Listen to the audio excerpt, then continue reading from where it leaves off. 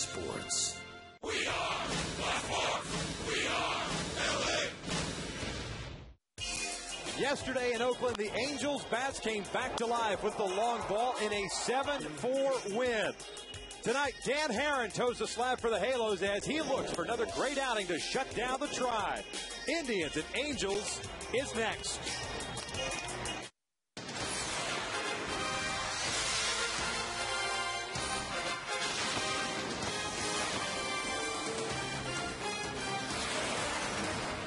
The Halos return home after a 3-3 road trip. They picked up the victory yesterday in the finale against the Oakland Athletics. And tonight here at the Big A, they welcome in the Cleveland Indians from the American League Central. Hi, everyone, from inside the Big A, a very happy, hopefully a fantastic Labor Day for you. We've had one as well. Victor Rojas along with Mark Gubza, and welcome to Angels Baseball. We talked about yesterday's ball game, the Halos picking up the victory, and a lot of it had to do with the long ball. The situational hitting continues to be a little bit poor for this ball club, but the long ball was prevalent yesterday, picking up the win. Well, I like their approaches in that game yesterday, in which they got some pitches to be able to drive. They didn't take that fastball middle part of the plate or a mistake pitch by an Oakland A. Bobby Abreu got himself in position, man on first, drove that ball just right of that 388 sign there for a two-run shot. Later in the inning, a fastball up, 3-0 pitch. Attacking that pitch by Mike Napoli, drives that ball out over to 388. Two-run home runs in the same inning, and they were able to cruise along. They did steal some bases yesterday along with the long ball. That's what you have to do against a team like Cleveland. Pressure their defense, and if you get a pitch up, drive it out of the ballpark. Well, the Angels are trying to win back-to-back games for the first time since early August. That was a sweep of the Kansas City Royals here at the Big A. They turned the ball over to Dan Herron, who's coming off two very good starts. Well, 13 innings pitched his last two starts. He's 1-0 during that period of time. Only one earned run. Very good fastball. 16 punch-outs during those 13 innings pitched.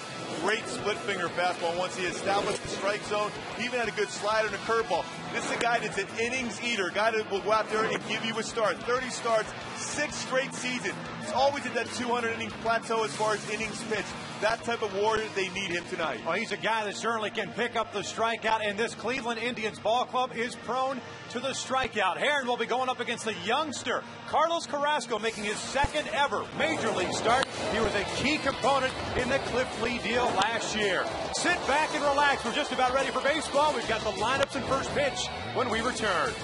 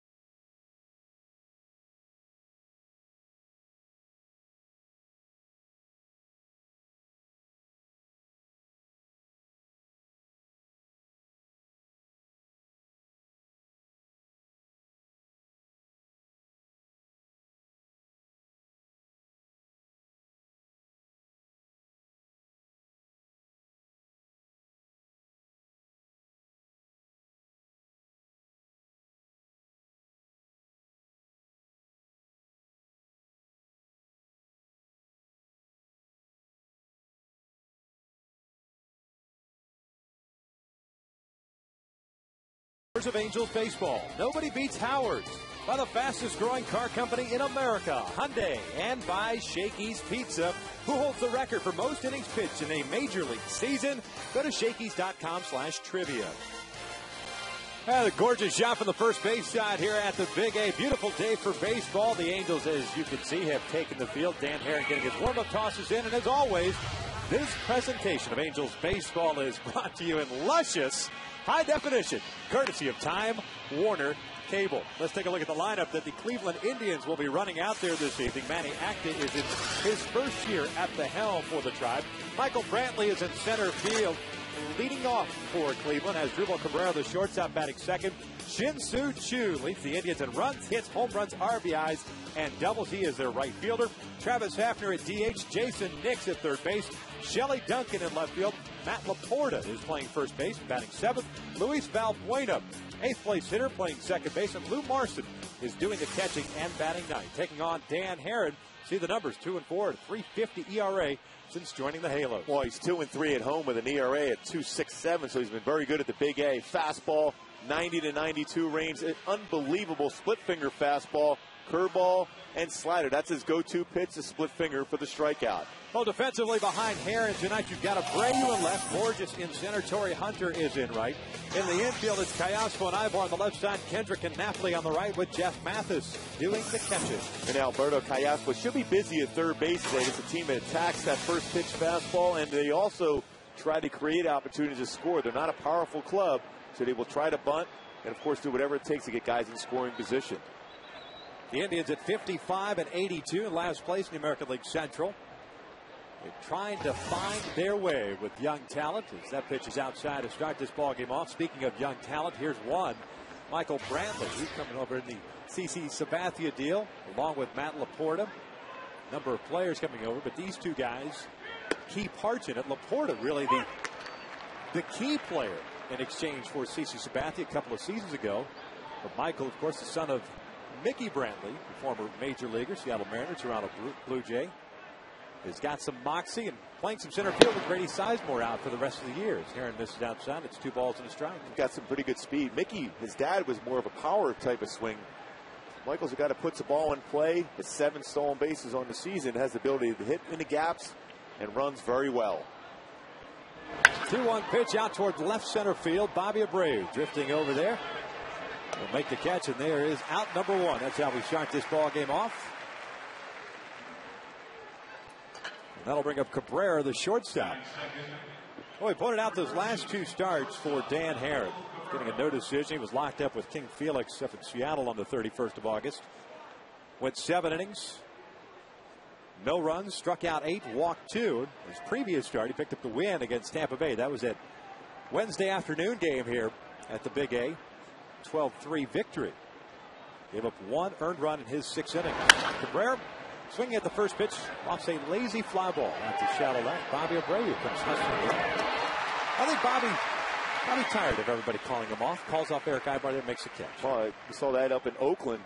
Anything hit the left field, they were trying to call him off, but he said, listen, I'm going to take control. The fly ball is out the left field. 2 plays already in this ball game. Talked about the aggressive Indian offense. They're up there hacking already. They are hacking. Indeed, a 247 team average. That is 13th in the American League. You pointed out they don't hit a whole lot of home runs, 106. That's 11th.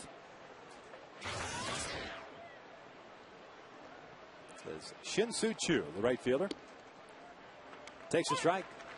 This is one guy, though, it's very dangerous against the Angels. I mean, when you think about what he has done in his career, batting average of 467 in his career against the Angels. Takes outside, and it's a 1-ball, 1-strike count. 294 on the year for Choo. 16 home runs and 69 runs batted in. And if this guy were playing in any other market that has size and following, he'd be a superstar. That ball is fouled into the dugout. It's 1-2, but he's virtually unknown outside of Cleveland. But obviously, from a baseball standpoint, everyone likes what this guy could do. He's basically what you would say is a 5-tool player. He's got an above-average arm in the outfield, can steal bases, has some pop, hits for an average, knows the game very, very well. This guy coming off a 20-home-run season last year. He's got 46 extra base hits already this season, too. along with 17 stolen bases. 2-2 from Aaron. Will bouncer right back to the starter. And Aaron has himself a 1-2-3 inning. We head to the bottom of the first. Carlos Carrasco to face Callasco, Kendrick, and Abreu when we return.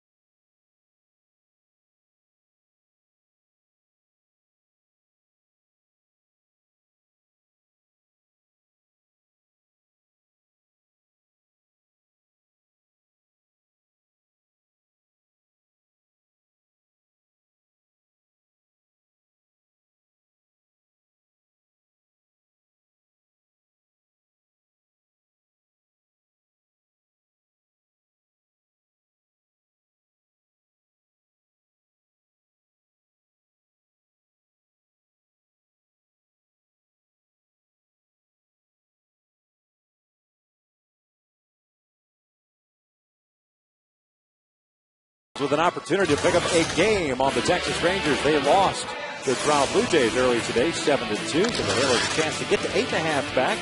And Alberto Callasco leading things off tonight. Howie Kendrick batting second, playing second base. Bobby Abreu, three-hole hitter. He's in left. Torrey Hunter, the cleanup man in right field. Hideki Matsui, a .400 average over the last 17 games. Mike Napoli at first. Eric Ibar, the shortstop. Jeff Mathis doing the catching. And Peter Borges batting ninth, playing center field. That's starting nine, facing that young man right there from Barquisimeto, Venezuela. 23-year-old right-hander by the name of Carlos Carrasco. Carrasco is a guy with a power fastball, 91 to 95, with good movement on it, a curveball, slider, and above-average changeup. Very good his first start out there in which he went 7 1/3 against Chicago. Allowed 3 earned runs, but 2 of them via the home run ball against him. So he has an opportunity at times to get that fastball up. It straightens up, and that's when you got to take advantage of it. Carrasco came over with Jason Donald, Jason Knapp, and Lou Marson. They changed for Cliff Lee and Ben Francisco last year. He promptly delivers a strike. Carrasco did get some time in the big leagues last year with Cleveland and was not very effective. Spent most of the year down in the minor leagues. Going 10-6 this year with a 3.65 ERA at Columbus. Carrasco reaches for this one, little tapper towards short. Nice transfer by the shortstop as Dribble Cabrera. Callasco's retired for the first out. As we take a look at the defense for the Tribe, you've got Duncan in left, Brantley in center, and Chu in right. In the infield, Jason Hicks, I should say, and as Dribble Cabrera on the left side. Luis Valbuena and Matt LaPorte on the right, with Lou Marson doing the catching. And as Dribble Cabrera, as we saw, very good as far as coming in on that slow roller. Makes a nice play. He's been very solid defensively at shortstop for the Tribe. 4th season, all 4 with Cleveland. He's played some second base, but settled in at shortstop position. Cleveland making the decision to move Johnny Peralta over to third base, thus opening up the shortstop position for Cabrera. Peralta now a member of the Tigers organization.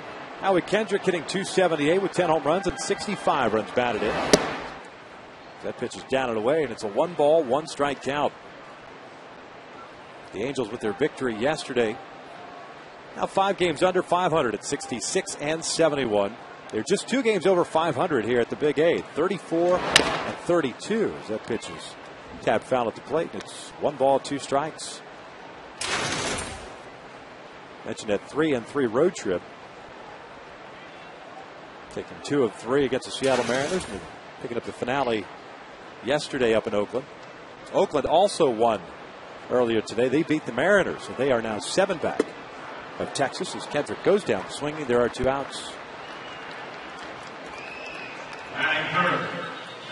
certainly an advantage for any pitcher your first time through the lineup, which batters have not seen you before, don't know your tendencies. Because every pitcher, whether young or old, will go into similar type patterns and you get a good read against them, but the first time through, it's going to be tough. There's Bobby Abreu, who snapped a 2 for 34 streak with the 2 hits yesterday, including a home run, his 17th of the year. Picked up 3 RBIs, so he now has 70, third on the team in that category. That pitch is outside for ball 1.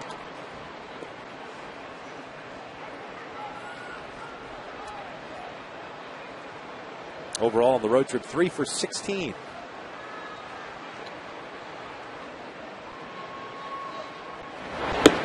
The Angels, for the most part this year, played pretty good baseball here at home up until that last homestand. Going 1-5 against Tampa Bay and Baltimore. Getting swept by the Orioles. Swept the entire season, 0-6 against Baltimore. 3 balls and no strikes on Abreu with Hunter on deck.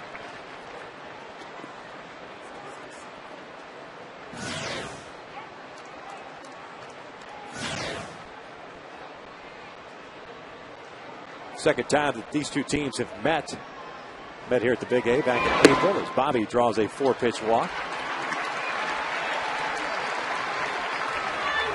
So man off for Torrey Hunter. Drive were here back on April 26th through the 28th. The Halos took 2 of 3. And if you recall, that last win was on the walk-off squeeze off the bat of Howie Kendrick against Chris Perez, Maniacta's closer. Well, Chris Perez was not all that happy about that one, but a win's a win. That is a big old hang with him. Exactly. Torrey Hunter at the plate. The 2 outs at Abreu over at first. That's down low for ball 1. Torrey hitting .291. 19 home runs, 72 runs batted in. Picked up 3 RBIs over the last couple of games. After going a 20-game stretch with no runs batted in. Going back to August 6th at Comerica Park, but hit the home run a couple of nights ago.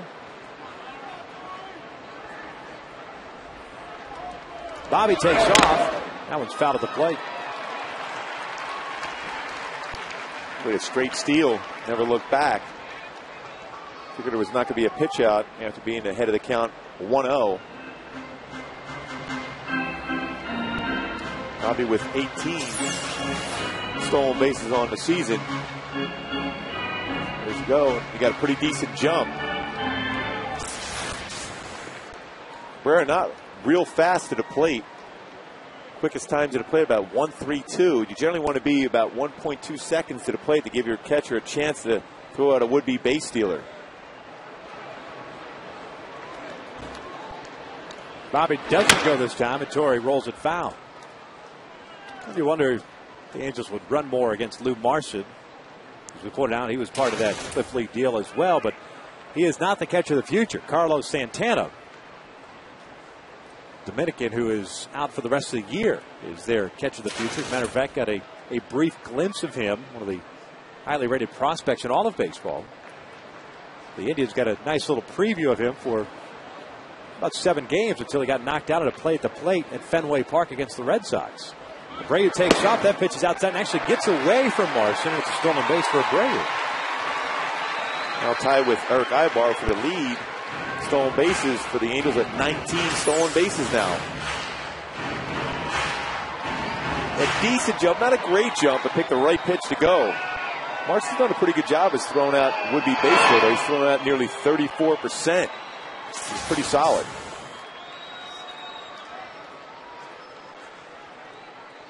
Torrey with an RBI situation here, and the 2-2 is chopped on the ground over to third.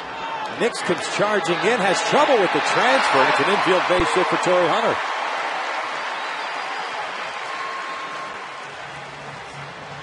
So the Halos have 2 on here with 2 outs against Carrasco and Hideki Matsui coming up. Good decision, though, by Nix. Once he wasn't able to get the ball out of his glove, you mentioned that transfer from glove to hand, unable to do so. Bobble it, hold on to that baseball, and take your chances with Matsui, although Matsui's been very hot since August 14th, hitting .400.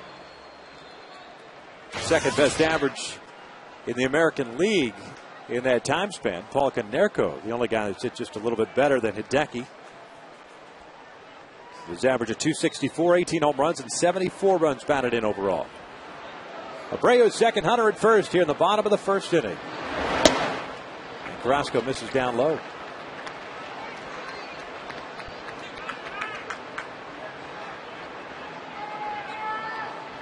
Early on, you can see that Carrasco's a guy that lives down in the strike zone. If the pitch is elevated, it's going to flatten out, and that's the pitch you take advantage of.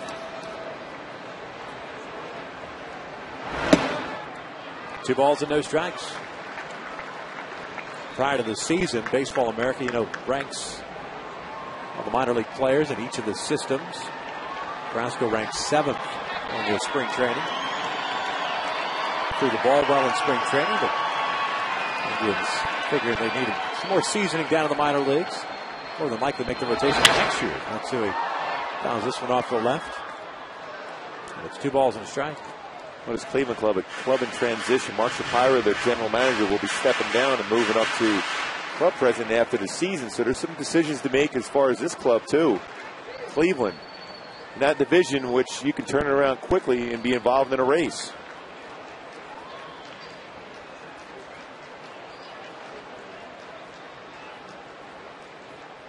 Here comes the 2-1. Matsui takes down and away. 3 balls and a strike.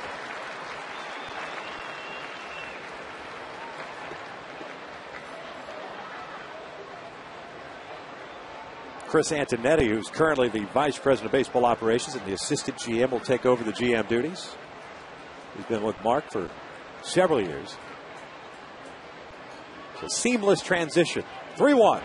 Matsui takes down low, and they are loaded up for Mike Napoli.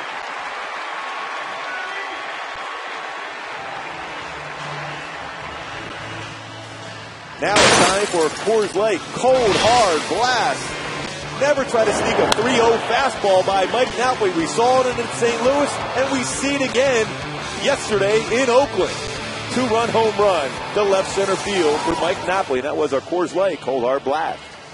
That was his 22nd home run of the year. Of course, a team leader in that category.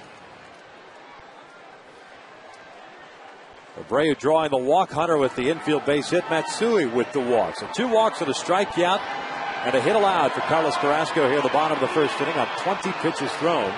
Opting to work from the stretch here against Napoli. That first pitch is in there for a strike for the breaking ball. 0-1. Napoli was just 2 for 13 on the road trip. 1 for 8 in that Oakland series. Of course, it being the 22nd home run.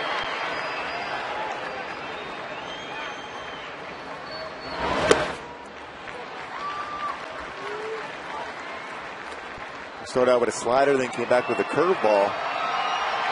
That's the 2 pitches he's going to need to develop more consistently throughout his young career. Because the fastball there with movement, his changeup is very good also. But it's the curveball and slider aren't quite there for him yet. 1-1 pitch. Fastball on the outside corner. And it's 1-2. Pretty good action, too, on that 2-seamer. He's got a plus fastball. Anytime you can throw that hard with that type of movement. And the pitches he's missed with in the fastball so far in this inning has been down. But if you're going to miss, that's where you want to be.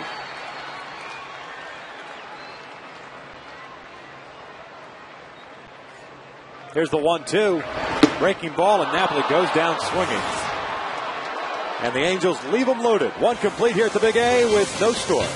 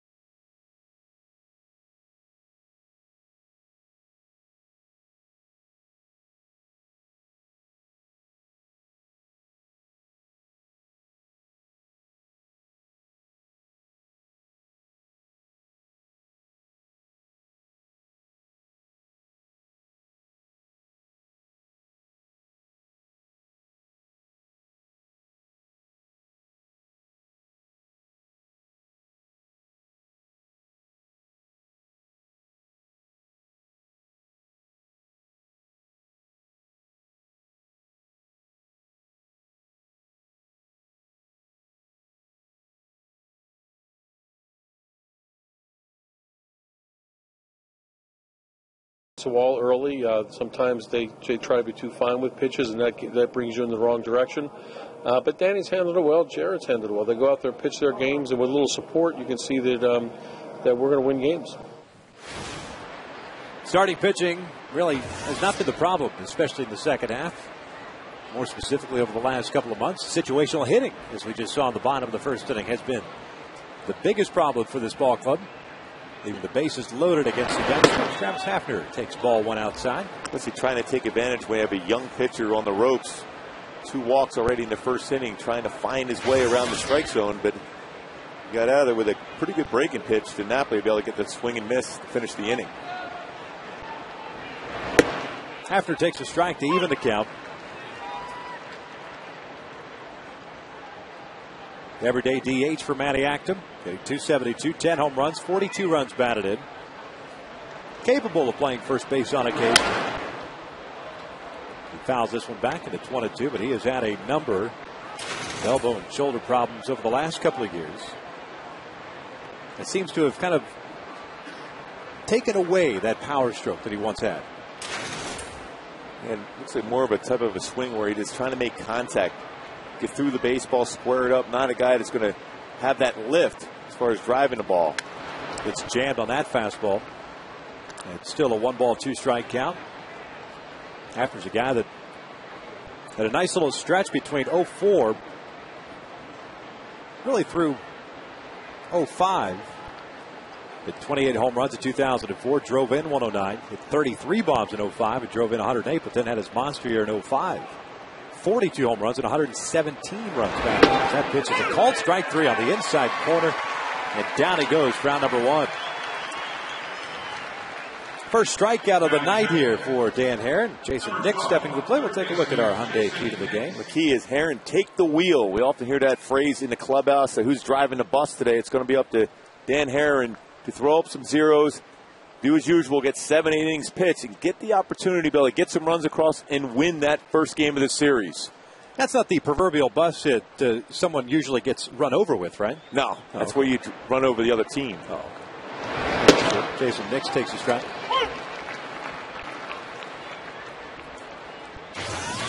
Nix hitting 262, 11 home runs, and 23 runs batted in.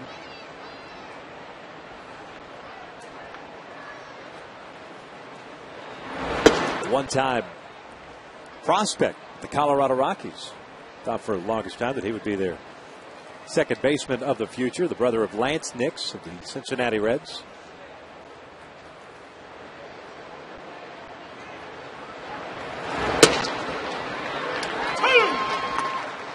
Well, early in this game, Dan Herron, very good velocity on the fastball. 93 miles an hour. He has been settling around 90 to 91 range. Going to make that split finger that much more effective. She's going to throw right now. Nix goes down swinging. Back-to-back strikeouts for Danny Herron. There are 2 outs. Well, that's a devastating pitch when you stay on top of it. A split finger fastball. Great balance. Hitter sees and reads fastball, but the bottom drops out of the strike zone. Well, if you get hitters to swing at that pitch when it starts at the knees, there's no chance they're going to make any contact with it. It's the pitch up on the split finger fastball that you run into troubles. Shelley Duncan at the plate. He'll look at a strike.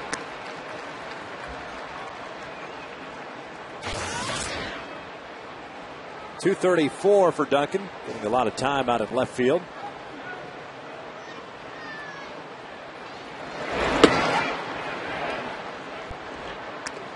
Duncan signing with the Tribe in the offseason.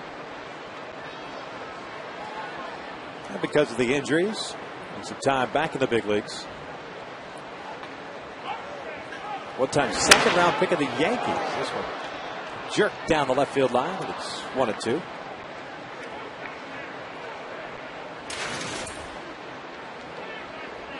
Straight, big, strong batter, but a guy always been susceptible to all speed pitches, whether it be the curveball, slider, or split finger fastball. Very quick on the fastball inner half, as we saw right there as he pulled that one foul.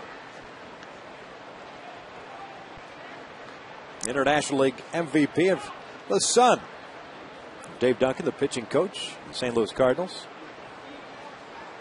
1-2 pitch is down low.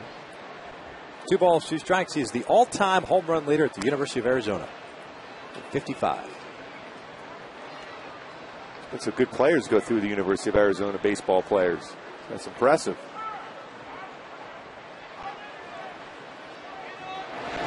Aaron gets him on the 2-2. And Dan Harris just struck out the side. We head to the bottom of the second with no score.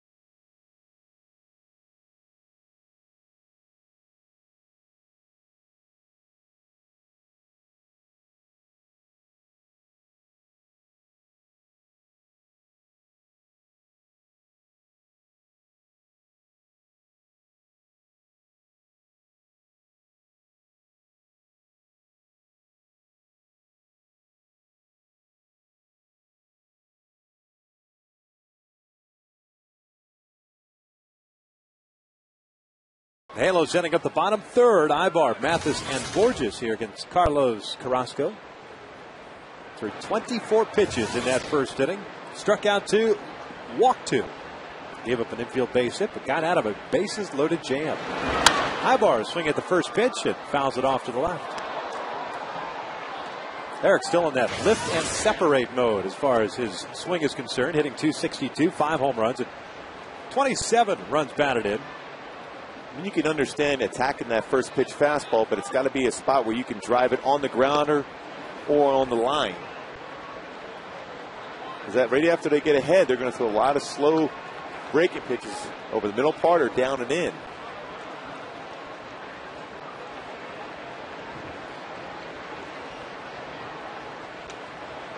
One pitch. Takes a strike. It's 1-2. Ibar 4 for 20 on the road trip. 204 batting average since the 1st of August. And with the struggles that he's had, obviously, it dropped down to the bottom third in the order, trying to get him going again. This one rolled over to second. Valbueno's got it. And Ibar's retired for the first out. Kind of how the first inning started innocently enough. A little ground ball by Cayasco, followed by the strikeout of Kendrick. And Carrasco got in trouble when he issued that 4-pitch walk to his fellow countryman. And probably a little intimidating for a young man making his second major league start to all of a sudden look at the plate and see Bobby Abreu. Now, folks here in the States might sit here and go, Bobby Abreu, nice player. But in Venezuela, he's a god. He and Magglio Ordonez are treated as such because they are of that stature and they've succeeded at the major league level. So it's got to be a little intimidating for him. No doubt, especially if you're a young pitcher going against a guy that you know has put up tremendous numbers throughout his entire career in the major leagues. So you're more apt to try to hit the outside part of the plate, not challenge. This one popped up on the infield and Valbuena gives way to Cabrera. And there are 2 outs. And this Saturday, all kids 2 to 18 in attendance will receive a free Angels art set courtesy of Yakult. The set includes crayons, colored pencils, markers, watercolors, and more. Be sure to purchase your tickets today at angelsbaseball.com or the Angels Stadium ticket window.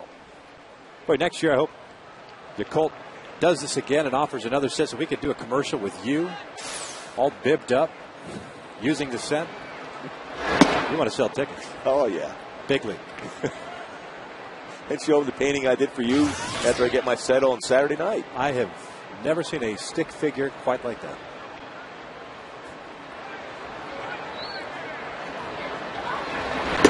Two balls, no strikes here on Borges.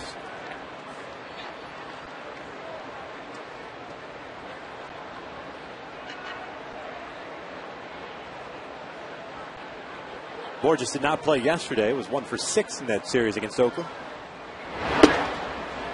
He takes a strike. It's 2-1. Well, that's that chart we used to do in the minor leagues. When you get 2 quick outs, you see pitchers just lose that focus just momentarily. Saw with Bobby Abreu fell behind 2-0. We go to the old 2 outs, 2-0 right away. Did the same thing here with Borges. Swinging through that breaking pitch. Evens the count at 2 balls, 2 strikes. Borges overall at 193 on the year with a couple of home runs, 7 runs batted in. Reggie Willits got to start in left field, center field last night. Went back with a 2-2 changeup. Carrasco answers Dan Herron with a 1-2-3 inning of his own. We are through 2 here at the Big A with no score.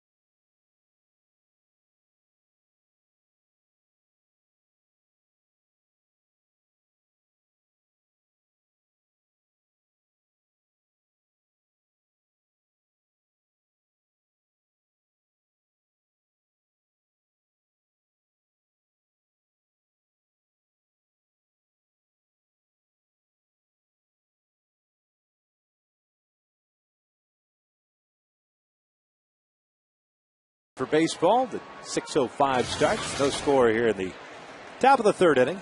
And congratulations. Just married. And at the ballpark. Maybe someday when they have kids, they could name one of them Booth. Matt Laporta, Luis Valbuena, Lou Marchand here in the 3rd. Dan Herron coming off an inning in which he struck out 3 batters in the 2nd. Well, Booth comes into Angel Stadium next homestand when Oakland comes into town. Herron falls behind here, 2 balls and no strikes.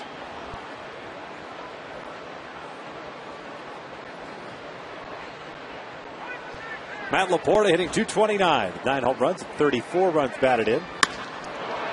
Yanks one deep down the left field line, but foul.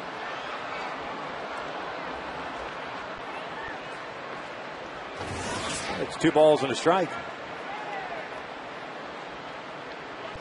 Boy, way out in front of that fastball. Good BP style fastball. Hold it foul. It's a loud strike. There's a strike. Count even at 2-2. Laporta picked up with Michael Brantley, a couple of pitchers, Zach Johnson and Rob Bryson in the CC Sabathia deal. Highly touted prospect. 7th overall pick in 2007 by Milwaukee. It's hard to believe just a few seasons ago, C.C. Sabathia and Cliff Lee were both members of the starting rotation of Cleveland Indians. It's hard to believe that. Victor Martinez doing the catching. He's one win away from going to the World Series. They were, what, 3 games to 1 on Boston that year? Was that 07?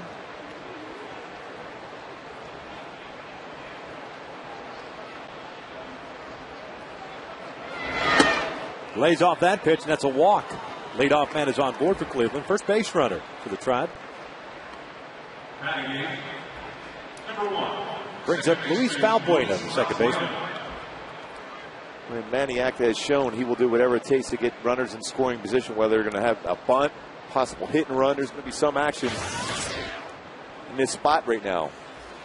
But that's what you'd expect the Cleveland Indians to do, especially in September. You got to find out what these guys are capable of doing. Obviously, he's had the entire season to do that, but fundamentals continue as you continue to evaluate and get ready for spring training. Not bunting, and Valbuena takes a huge hack, comes up empty.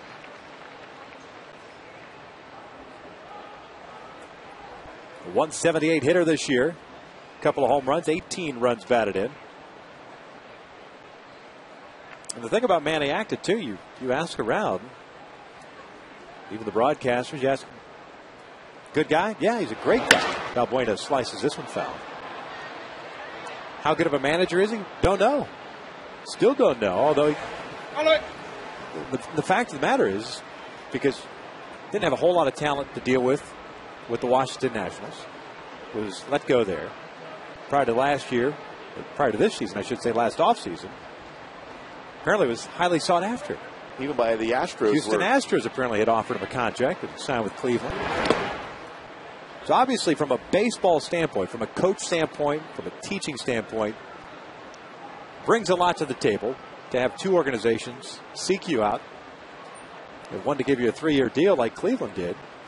But that, that whole mantra is, what kind of major league manager is he? You won't know for another couple of years. So you get some players. That's why it's up to the GM to be able to get some players in there to Cleveland. It's a great ballpark to play in. There's no questioning that. A baseball hungry city that wants an opportunity to win. But when you're getting players in and out, don't know if they're quite ready for the big leagues or if they're going to be consistent stars in the big leagues, it's tough to win. No matter what manager you are.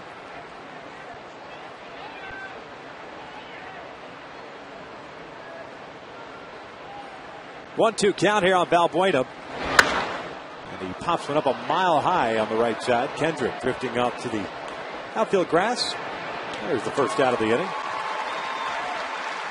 Laporta stays over at first base. And this coming Sunday, join the Angels for the annual Salute to Kids Day. Upon entry, all kids 2 to 18 in attendance will receive a free Angels Reminder Binder, courtesy of Union Bank. To purchase tickets or for more information on Salute to Kids Day, just visit angelsbaseball.com. We're saluting the kids for eating all that cotton candy. Especially the night before school tomorrow. There's nothing left on that paper. And I'm sure it's not sticky at all either.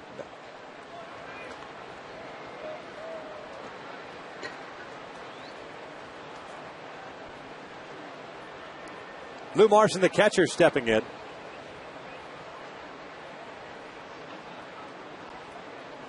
Marson hitting 191 with a couple of home runs himself. Aaron paints the corner. Well, he's Dan have pretty good velocity on his fastball early in the game at 93, but his slider's been very crisp today, along with that split finger fastball.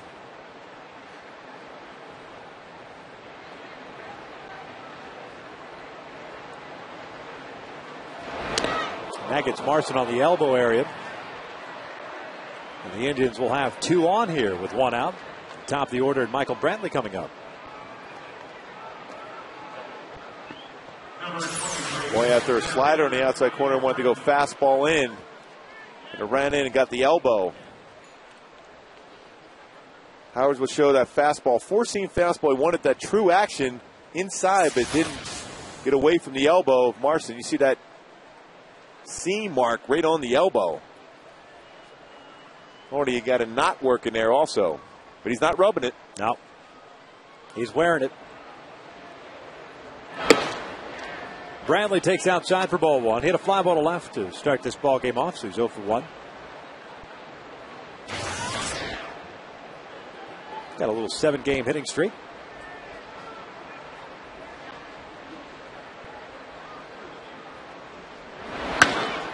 Pulls this one into right field. Torrey got a good jump on it. Will make the catch.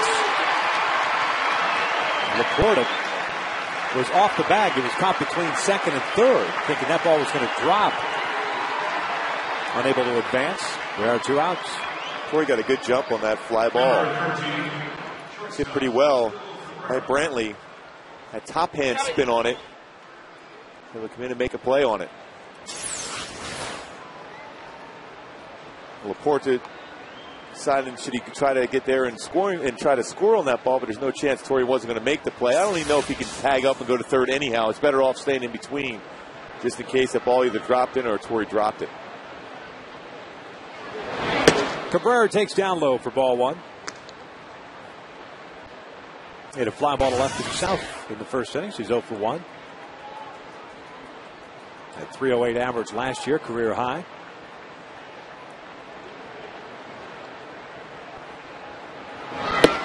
Takes the breaking pitch in there for a strike. Evens the count.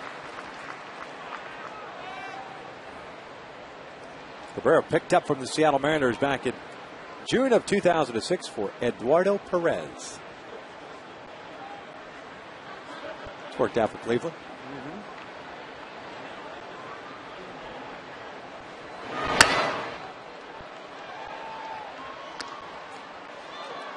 One ball, 2 strikes. Cabrera, switch hitter. 308 last year with 6 home runs and 68 runs batted in.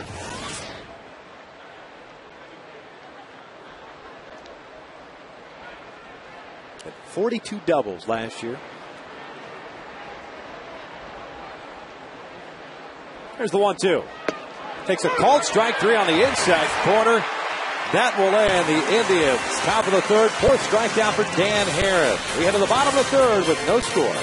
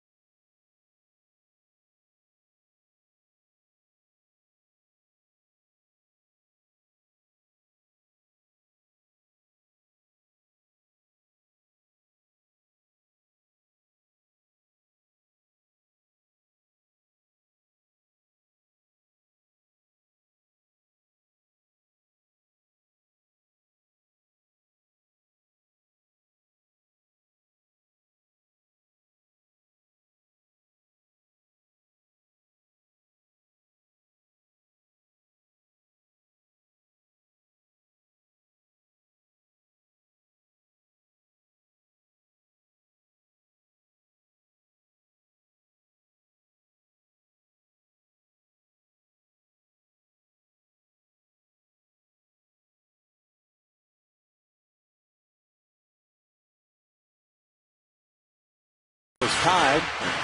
It's out the order coming up. Carrasco, the tie to side in order. In the bottom of the second, he's got 3 punch outs with 2 walks allowed. Angels leaving them loaded. The bottom of the first. Kayaswa steps in. He's 0 for 1. He grounded out to short.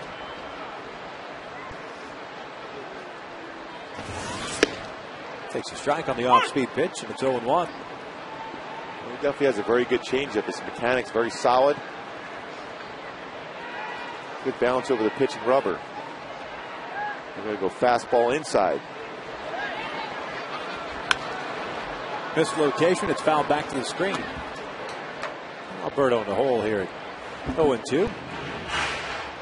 He's had some plate appearances, of course, against Cleveland this year. He's come over from the Kansas City Royals. 8 for 19 prior to tonight's game against Cleveland in the 2010 season. 0-2 pitches rolled foul.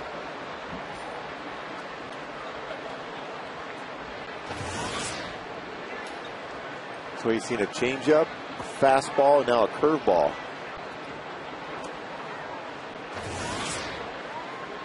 And that's a sign for a sinking two-seam fastball.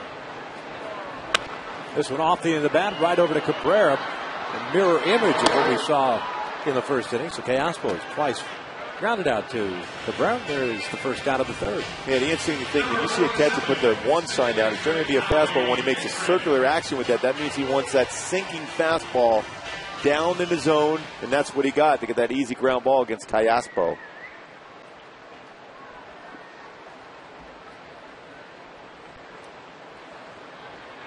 Here's Howie Kendrick, a strikeout victim in the first inning, so he's 0 for 1.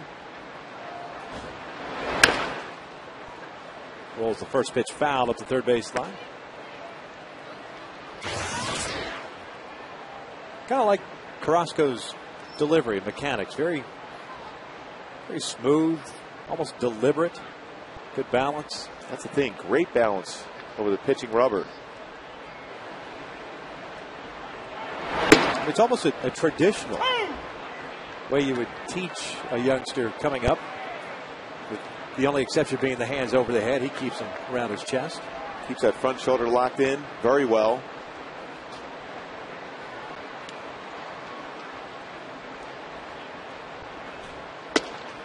Misses outside with that fastball. It's 1-2.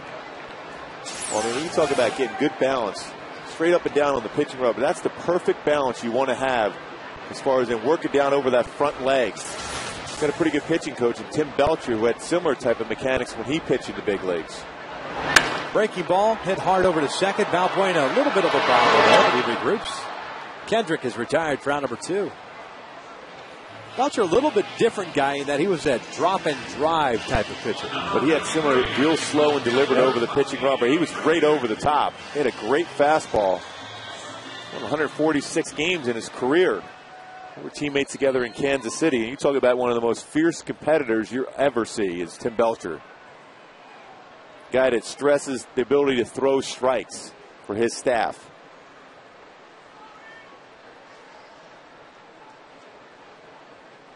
Carrasco, since loading the bases up in the first inning, has retired last 6 in a row. As Abreu takes a strike. Bobby drew a 4-pitch walk that started that little mini rally there. Followed by the infield base hit by Torrey Hunter. The walk to Matsui loaded him up before Napoli struck out. 0-1 pitch. Breaking ball is low. 1 ball, 1 strike.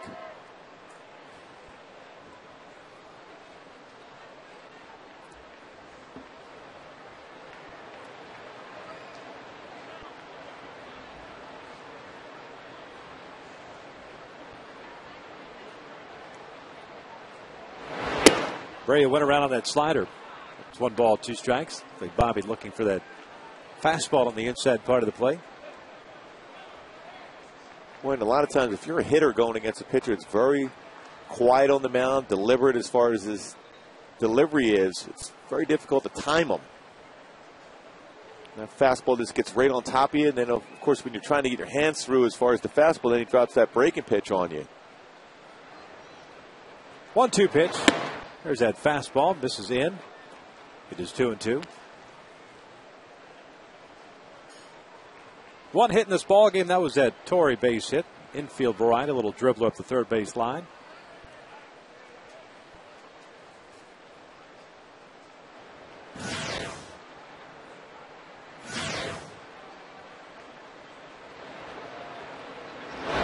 Abreu takes the curveball though, and it's a full count.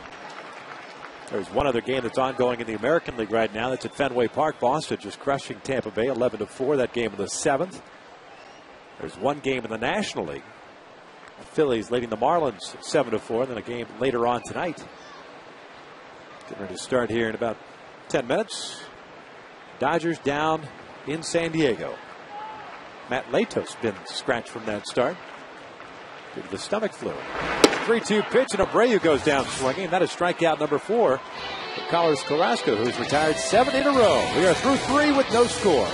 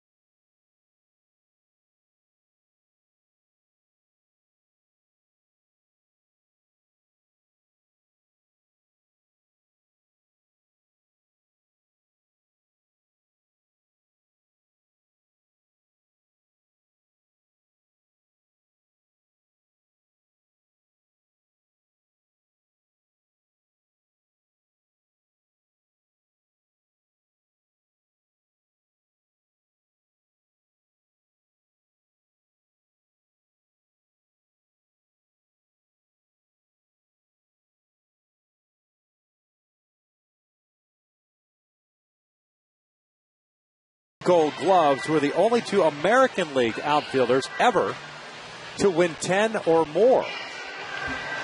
That's a good question. American League. American League. Well, you think with Cleveland in there, you might want to throw out Kenny Lofton, but I don't know if he won that many. Well, he won a few Gold Gloves. Well, he made some unreal plays for Cleveland over the years in center field. Yep. Former basketball player. What did he play at Arizona? He did. Very good player at Arizona. Chu lifts a fly ball out toward left center field. Borges is there. There's out number 1. Chu now 0 for 2. Little comebacker to Heron in the first inning. American League. Kirby Puckett win that many? Torrey's mentor? No. National League. Willie Mays. Roberto Clemente. Andrew Jones. How many did Andrew Jones win? He won quite a few. He had at least 9 or 10. But this is strictly American League, huh? I don't think Ichiro's. Well, he's won a Gold Glove every year he's been playing in Major League Baseball. He's close to 9. This might be his 10th year, though, right? After takes inside, and it's 2 balls and no strikes. Did the Mickey Mantle win? Those knees might have got the best of him as his career went along. You have to wait till the answer. Good question, though. Yes. Hafner swings through that one. It's 2-1. Travis went down looking in the second inning. It's the inning in which Heron struck out the side. He's got 4 punch outs with 1 walk. 1 hit batter. That was Lou Marson in the 3rd inning. The 2-1 pitch. Hafner fouls this one off the left and will land with the seats. 2 balls, 2 strikes. Mentioned earlier that Texas got beat today by the Toronto Blue Jays, 7-2 in that game. Oakland picked up the 6-2 victory this afternoon up at the Coliseum over the Seattle Mariners. So Oakland now 7 back. Texas has 3 more against the Toronto Blue Jays in Toronto. And then next weekend take on the New York Yankees in Arlington. There's a chance. I mean, you can look up and see 9.5 games back to the Angels, but the reality is, look at San Diego. They've lost 10 games in a row. They were up by 6.5 games on San Francisco, and Colorado was, 9, 10 games out themselves. All of a sudden, all those clubs in the NL West feel they have a chance. After fouling this one off the left, so the count remains at 2-2. But you have to win games. You have to go on a winning streak. And that starts with the chance to win tonight.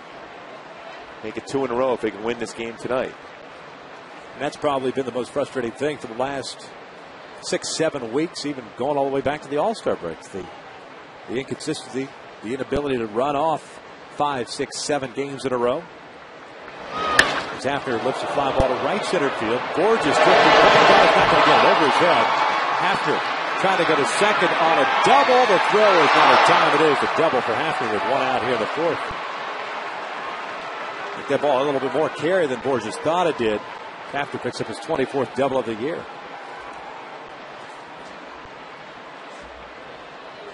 Hafner still possesses a lot of power. Honda will show fastball down. Is able to get the good part of the bat on and drive it to right center field just by Peter Borges, who made the good play off the wall, and a strong throw made it a little bit closer than Hafner anticipated.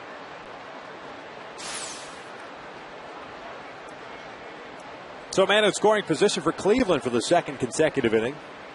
1 out for Jason Nix. He lines to the left for base hit. Hafner had to hold up there. You get a real good read on that. Fortunately for the Angels, he didn't get a good read. Now you still have a spot where you can get a ground ball double play and not give up a run. If Hafner reads that properly, he scores. If it was not hit real hard, it didn't look like there was going to be any chance of being caught. Going back, there's no way that anybody's going to be able to catch that ball, and it wasn't hit hard enough where he wouldn't have been able to score. A break for the Angels. See if Dan Hare can get that ground ball double play. Back-to-back hits for Cleveland, the first 2 allowed by Heron. Shelley Duncan at the plate, left fielder. Strikeout victim himself.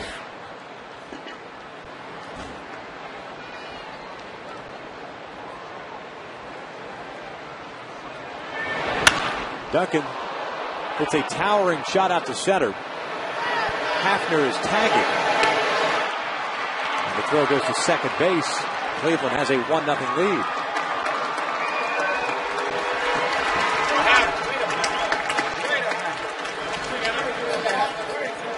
Duncan picking up his 27th RBI.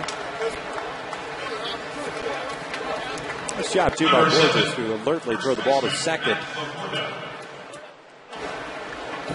Even though he was going to get himself in good throwing position on that high fly ball, there's no chance to be able to throw Hafner out. That way you keep Nix at first base and don't put him in scoring position. Well, as a matter of fact, you go back and watch the replay. Nix was breaking towards second base, anticipating a throw into the middle part of the infield to take the extra base. Thus keeping him at first, away from scoring position. As Matt Laporta is at the plate.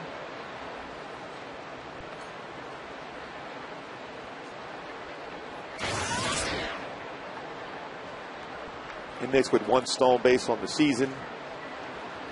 Cleveland with 71 as a team. And Dan Heron's very quick to the plate.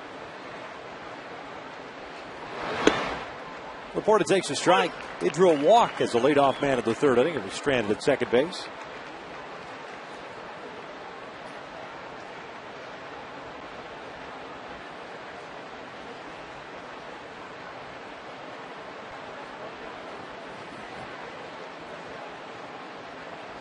Quick throw over there. Nix is back.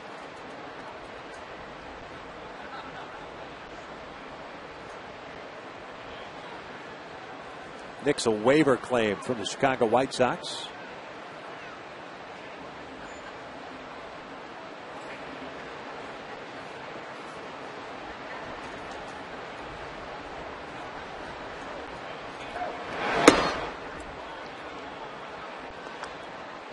A 1-ball, 1-strike count here on Heron. So far has thrown 55 pitches, 36 for strikes. Giving up the double to Hafner, the base hit to Jason Nix, and the sac fly to Shelley Duncan.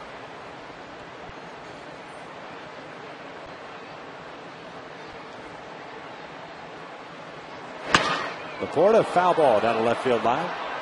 It was 1-2.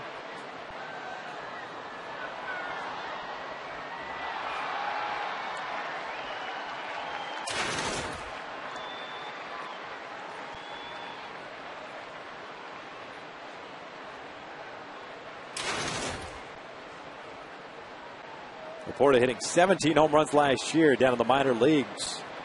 for Cleveland, then got to the big leagues at 254 in 52 games. And the numbers that he's put up down in the minor leagues, had a 20 home run year at Double-A in 2008 with the Brewers system.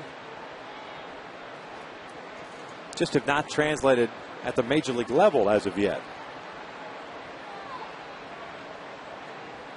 Has played some outfield, played some first base. 1-2. Down he goes.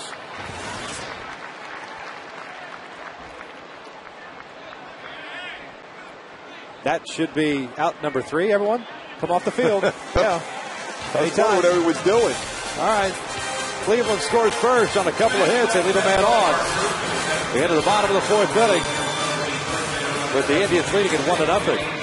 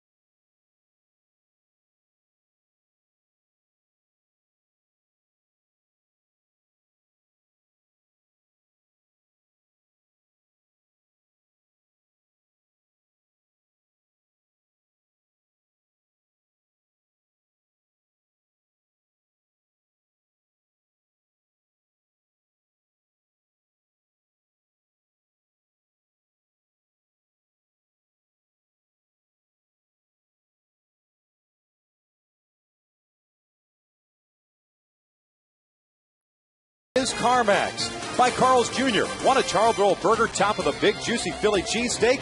Then come to Carl's Jr. for the Philly cheesesteak burger, and by Hawaiian Gardens Casino. Get your game on. Dan Herod picking up his 5th strikeout, then coming in the top of the inning, but apparently not too many guys thought it was the 3rd out. Looked like Peter Borges did, Howie Kendrick. Mike Napoli wanted to believe it was the 3rd out of the inning, but finally, Dan Bellino, the home plate umpire, signaling the 3rd out. It looked like Dan Herron was stunned when Jeff Mathis threw the ball back to him. He was, well, maybe that wasn't the 3rd out. Cleveland scoring on a sac fly by Shelley Duncan, and here in the bottom of the 4th inning, Torrey Hunter leads things off, takes a breaking ball in for a strike. Matsui to follow, then Mike Napoli here in the 4th inning. Carrasco has retired the last 7 in a row. 4 strikeouts and 2 walks.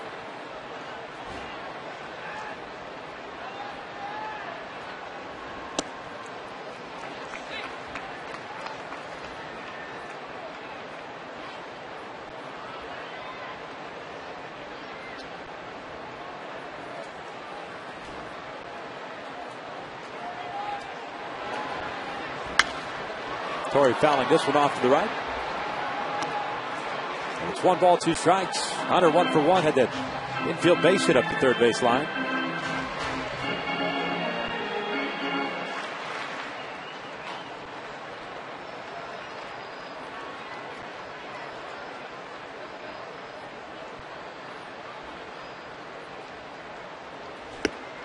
That fastball missing outside, 2-2.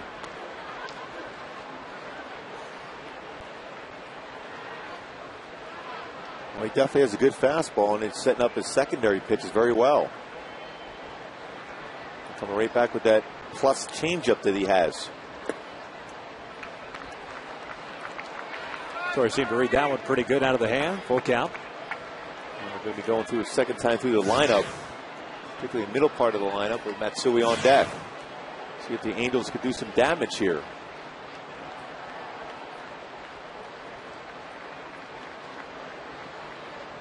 Payoff pitch. Torrey chases that slider way out of the strike zone, and there is out number 1, strikeout number 5 for Carlos Carrasco. To go back to our AT&T trivia question, Torrey has won 9 Gold Gloves already, who are the only 2 American League outfielders with more. Al Kaline and Ken Griffey Jr. I was thinking of Ken Griffey Jr., but I thought maybe because he was over there in the National League with the Cincinnati Reds, it slowed down that streak. Al Kaline, what a great guy. Chance to talk with him. We're in Detroit. Always there. What is the passion for the game still?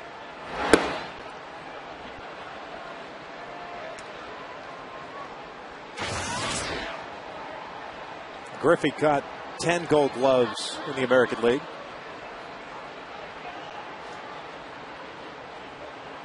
Can't forget Paul Blair. Won some Gold Gloves. Baltimore Orioles. Matsui takes a strike. That evens the count at 1-1. Well, you talk about a guy that played shallow in center field. Paul Blair was unbelievable. They've added the word keep. Keep Matsui land. Team leader in RBI. Fooled on that pitch, and it's 1 ball, 2 strikes.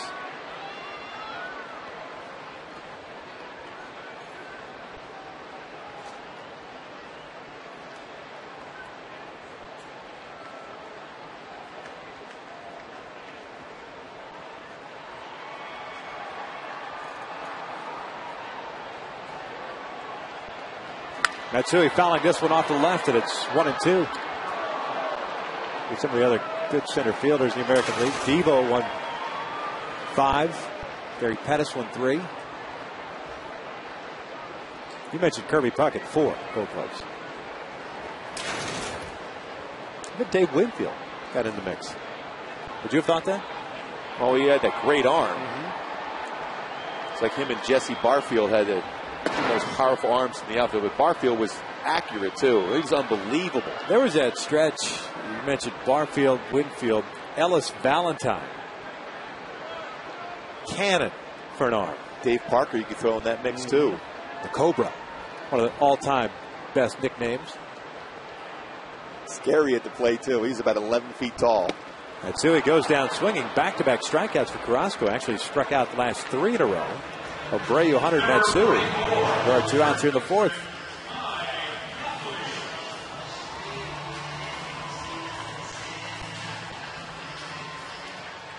Tell you what, so far in this game, the Angel hitters have had some odd swings against Carrasco, whether it be on the fastball, the changeup, or the breaking pitch. Torrey had a bad swing on a slider. Mike Napoli, his first time up with the bases loaded on a breaking pitch out of the zone. Napoli swinging at the first pitch off speed is in the hole at 0-1. Mike had that base loaded situation in the first inning. 0 for 1 with a punch out.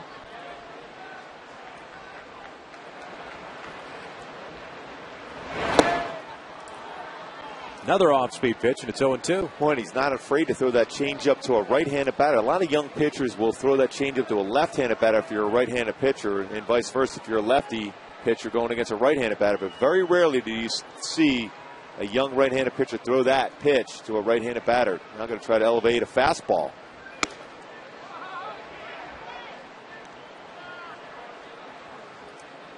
I didn't throw many changeups at all to right-handed batters. I just felt that I was a better opportunity to get him to swing and miss on something down and in on a fastball or the slider away. I thought it was a dangerous pitch, but if it's a very effective pitch if you're comfortable with it. 2 balls, 2 strikes. Going back to the breaking pitch. So back-to-back changeups. Fastball up, slider away. I think you come back in with the changeup if you feel that confident about it. Definitely. Fastball away. Fastball away. That's exactly what he was thinking. Napoli drills one out to deep left center field.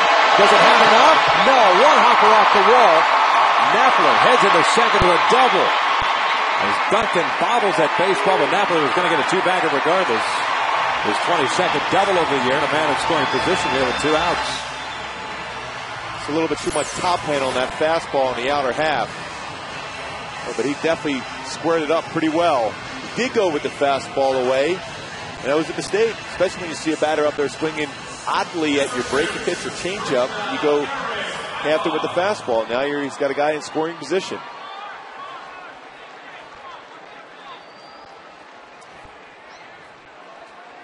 So Ibar steps up now with an opportunity to tie this ball game up.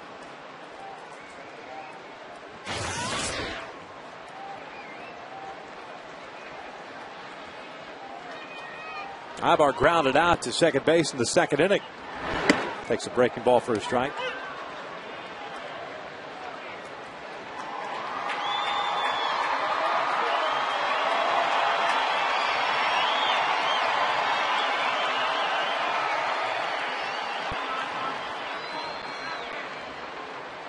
Big lead for Napoli at second. Ibar taps that one foul. It's no balls, 2 strikes.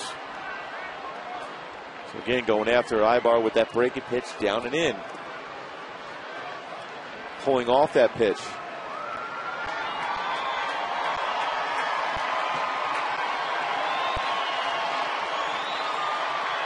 Outfield straight up for Cleveland. Chu's got a incredible arm out in right. And here's the 0-2. Broken bat, rolled over to second. Valbuena comes charging in. Ibar's retired for out number 3. The Angels leave another man in scoring position. We are through 4. Cleveland leads at 1-0.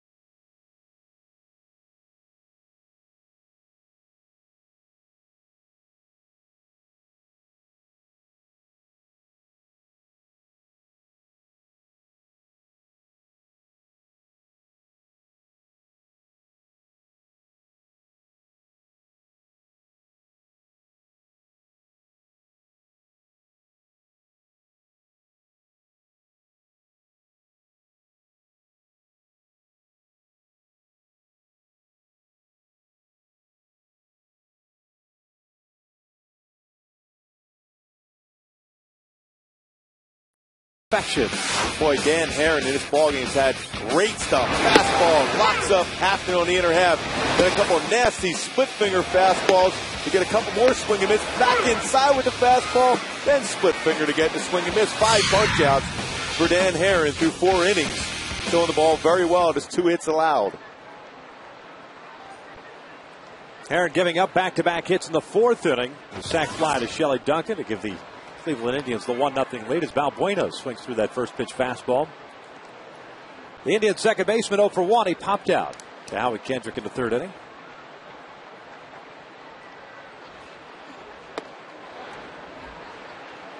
That's a 1-ball, 1-strike count.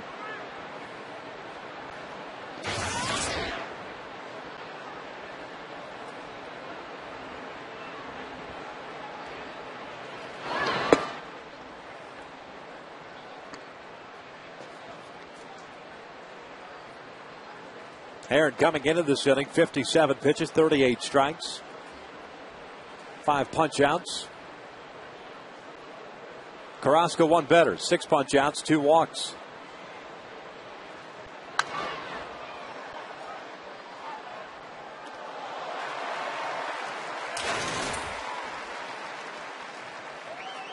Valbuena certainly a guy that does not get cheated a whole lot.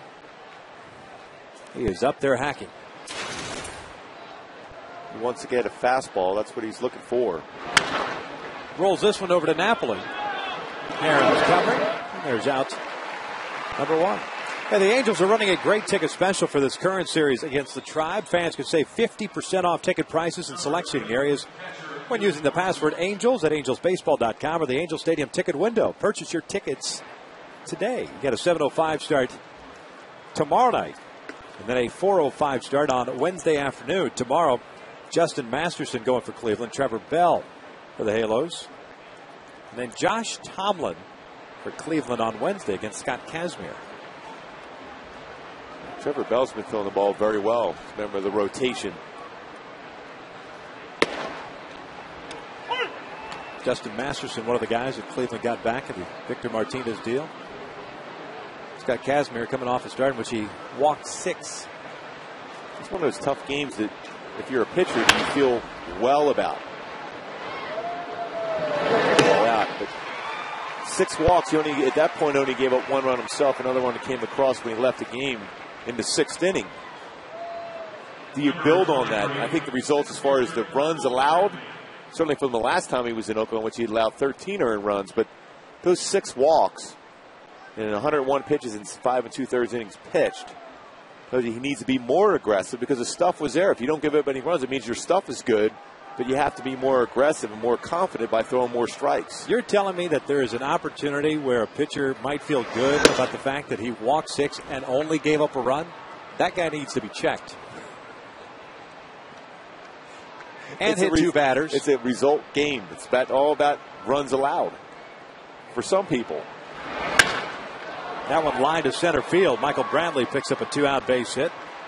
He's 1 for 3 on the evening. I'm not saying that's what Scott is feeling. I'm just telling you, there is no way, maybe there is in today's game, that there is a guy just based on his own numbers, oh, my ERA didn't take a hit or whatever, that you throw 101 pitches, I think it was, 51 for strikes, 50 balls, walk 6, hit 2, and feel good about that outing as a step forward. It's a tough argument. If we're in court right now, it's a tough one to sell. Maybe for a young kid coming up, maybe, but a guy that's established himself already in the big leagues like Scott Kazmir has, who won the strikeout title in 07. I don't think so. I think the bottom line is he's got to know in his mind he's got to be more aggressive. The stuff is there. That many base runs, you only allow 2 runs, tells you should be more consistent. Cabrera takes down and away, and it's 1 ball, no strikes.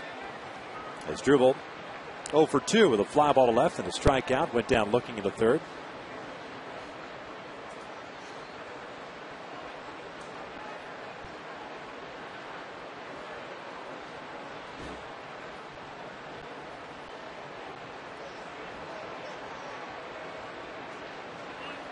Aaron cognizant of Brantley over at first base. Pretty good speed. 7 stolen bases this year. He's been caught twice. The base hit that he picked up, tying his career high with the 8-game hitting streak. Well, if you're a base stealer against Dan Herron, it's really tough to pick up when he's going home.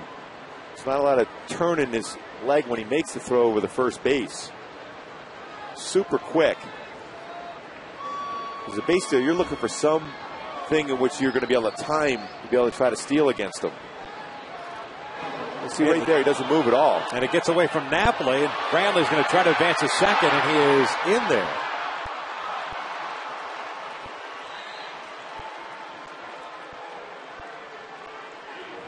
Error on Dan Herron, allowing Brantley to get to second base. See, really no pivot. He just jumps and throws over a low throw that hits Brantley, but didn't go, it went far enough away for him to be able to advance to second base. They've got the speedy center fielder in scoring position in a 1-0 game here in the 5th. Cabrera with a 1 ball, no strike count. Ibar is going to try to keep Brantley close to the bag. Torrey comes in a couple in right field. Same with Abreu in left. Breaking pitch is low. 2 balls and no strikes. Well, you do have that open base, but the reality is you have Chu on deck, who's had so much success against the Angels. You want to go after Cabrera here if you can, if with a quality pitch. Cabrera yanking one down the right field line. It's got home run distance, and that one is foul.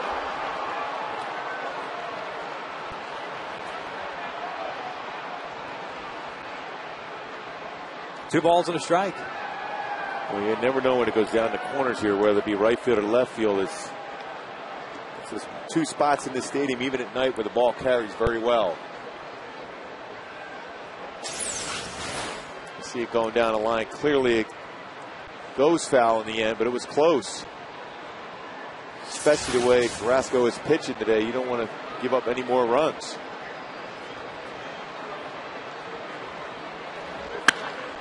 This one out toward right field.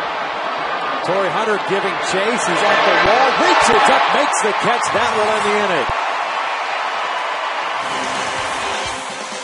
No runs, a hit, and the Indians leave a man in scoring position. Torrey tracking it down. We head to the bottom of the 5th inning. Here's the Big A with the Angels down 1-0.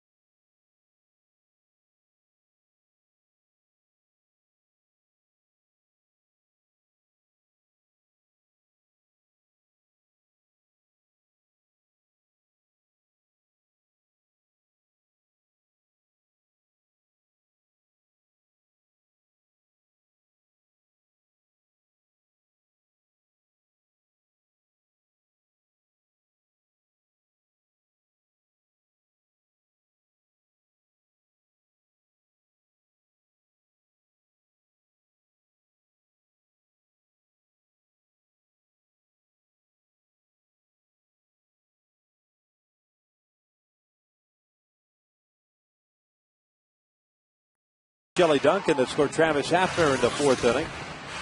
The Angels have had some opportunities here with men in scoring position, but have not figured out Carlos Carrasco in his 2nd major league start.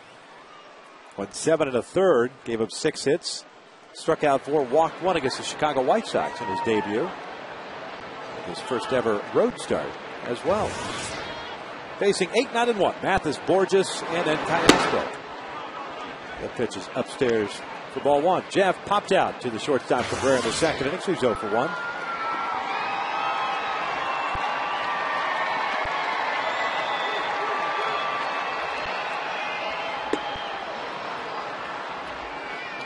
Well, how about right now for Jeff Mathis, just staying back long enough, trusting his hands, and hitting his ball right in the right center field. Don't try to pull this pitch. He's going to probably stay away fastball or breaking pitches away. Just stay back with your hands. Mathis, fly ball to left center. Duncan breaks it, now breaks it left and back. Makes the catch for the first time. Take a look at our Farmers Insurance true stories of the game. On this day, 1995, Cal Ripken Jr. played his 2131st straight game, breaking Lou Gehrig's MLB record. 15th anniversary. That's a few games, don't you think? Yeah.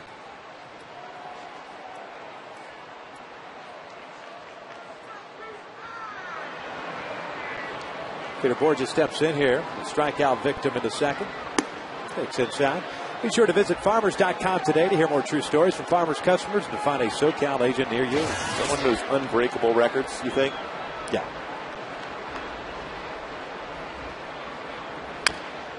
One ball, one strike. Just think, well, we had this conversation on the last road trip. With the money that these guys are making today, there's not a whole lot of incentive to continue playing into the upper 30s.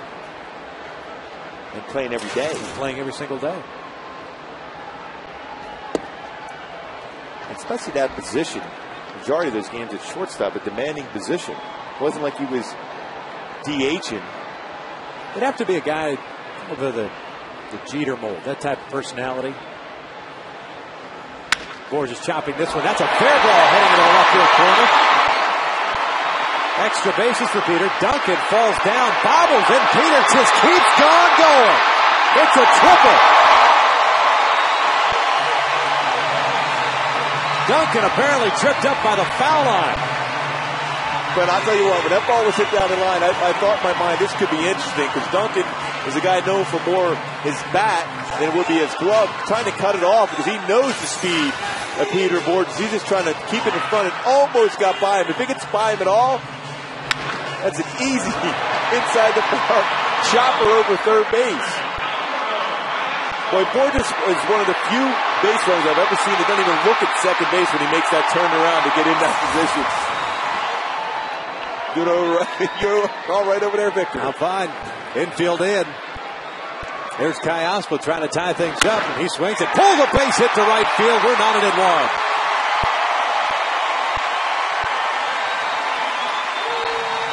Well, when you have speed, a lot of pressure is put on you, whether you're the infielder or an outfielder. That's what happened with Duncan as Borges gets a triple and then scores with the infield in on a base hit fastball that Cayaspo is able to get.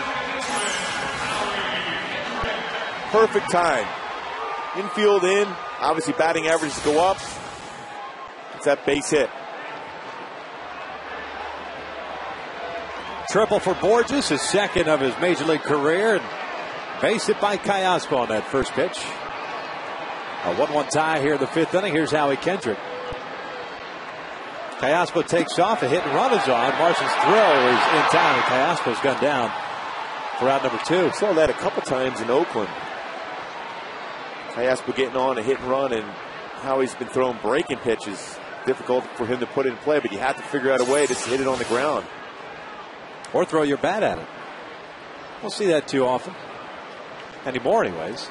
Used to be guys used to fling their bat at the baseball, leave it down and away. Well, even if he doesn't throw him, that could have been batter's interference on the throw. He was across the plate, how he was. 0-1 pitch. Breaking ball is outside. Kendrick 0 for 2 with a strikeout and a ground ball to second.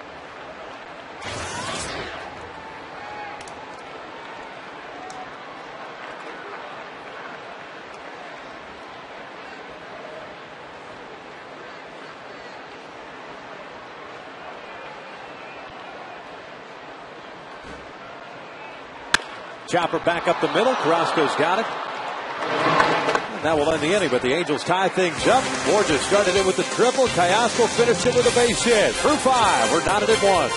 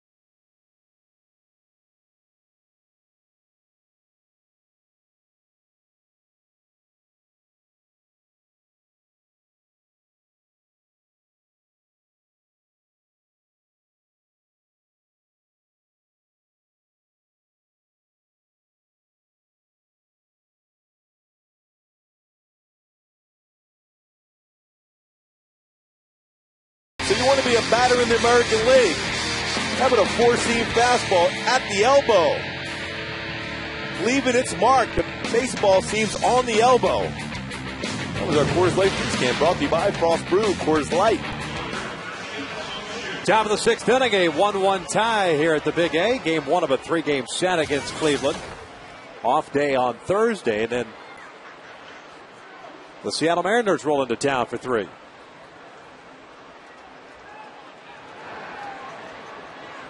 Chu, Hafner, and Nix here against Dan Herron. Chu showing bunt, takes a strike. Take a look at our U.S. Marines leaders of the game with Shin-Soo Choo at the plate. 475 average in the last 16 games against the Angels. 568 on base percentage. Pulls this one foul, and it's no balls, two strikes. He's 0 for 2 today with a chopper back to Herron and a fly ball to center. That's some pretty good numbers, don't you think?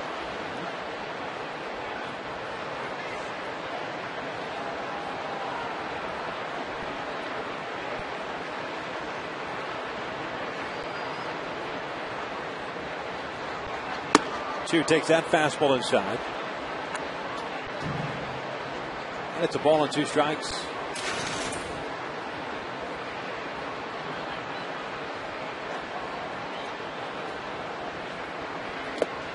Looked like he checked his swing, or did it? No, he did not. Angel Hernandez brings him up. That's a strikeout. Sixth of the game for Dan Herron. First out here in the sixth inning. A great setup. The pitch before just missed the inside corner. That two-seam fastball that came in with the off-speed pitch and gets a swing and miss. Yep, crossed the plate, no doubt about it. He went. And again, if it just came off his shoulder, the bat, it was good enough for me.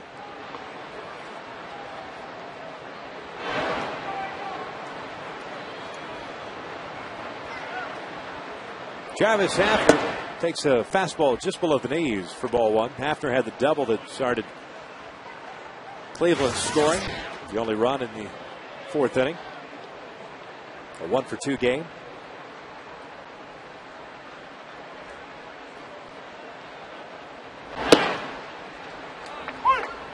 One ball, one strike.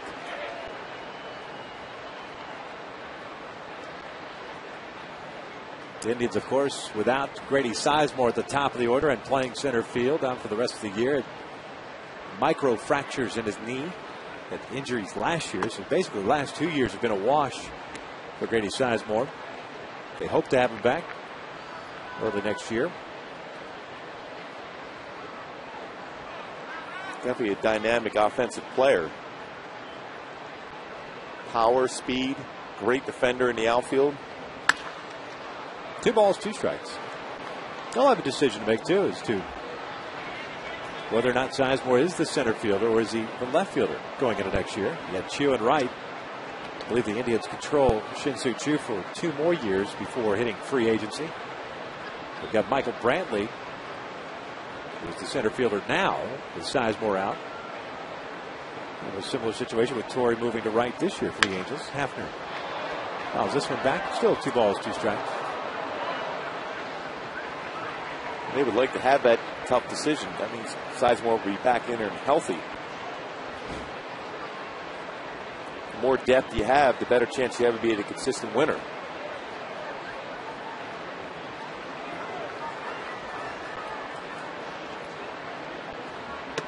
Outside, full count. Some would say, well, he's not your prototypical left fielder. Sizemore's hit 33 home runs in a year before. 24, 28, 22. His highest in the RBI category, 90. So that's fairly prototypical of a left fielder. Pretty good arm. 3-2 pitch is lifted in the air to shallow left center field. Gorgeous. He was playing Hafner to pull, had a long way to get there. Puts it away for out number 2.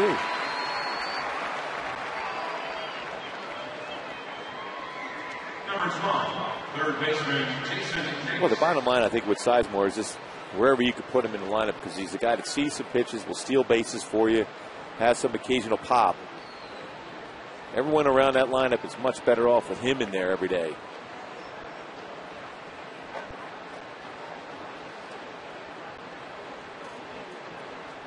There's Jason Nix, who had a base hit his first, or last time up, I should say, 1 for 2 games. He struck out in his first plate appearance. Still, for me, that's an odd decision to make, to think about bunting there with 2 outs.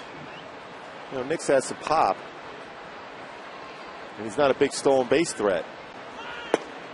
So unless your game is a speed game in which you get on and you steal second base right away, that's not the right decision for him to make.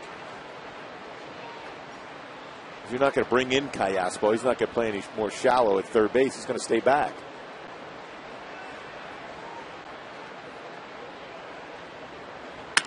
This one out to the alley in left center field. Borges is not going to get this one. All the way to the wall. Nix heading into second with a 2-out double.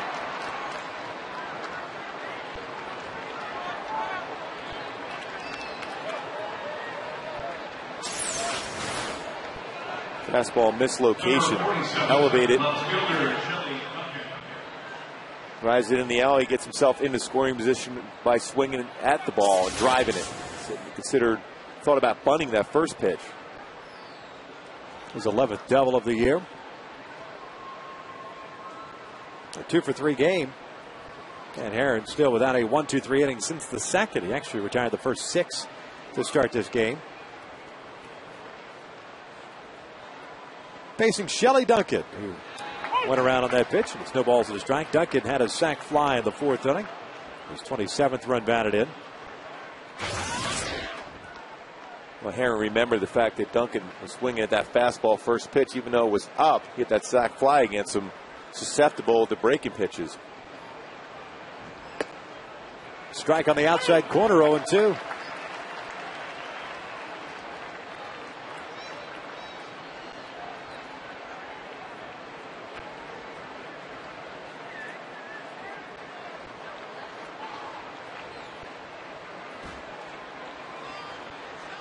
Nix with pretty good speed at second base. 2 outs.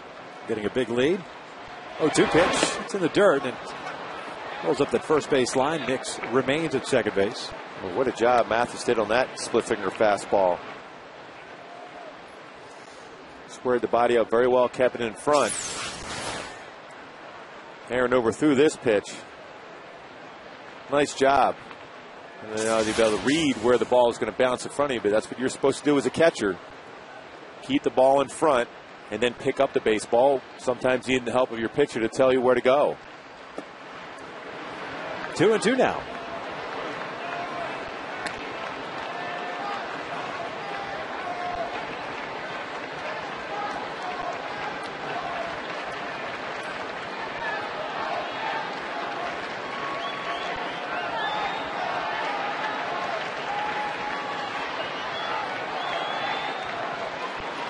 Herron getting ready to throw his 89th pitch. It's in the dirt, and it gets by Mathis. Nix just didn't see the baseball. Remains at second base.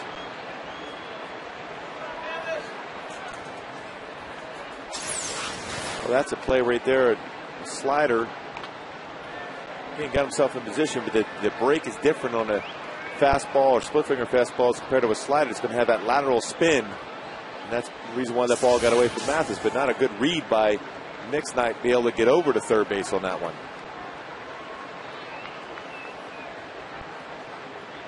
From 0-2 to 3-2, Duncan rolls this one foul.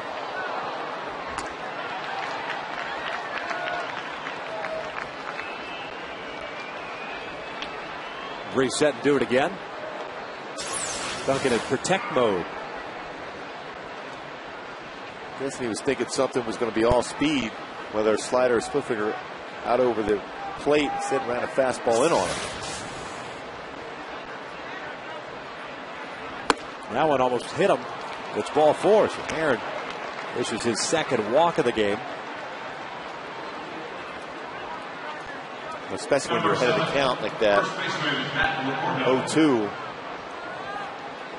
It's a guy that will swing at pitches out of the zone. Couldn't get him to swing at that split finger back to back. I think the 1-0-2 pitch where he overthrew that way out in front of the plate set that up.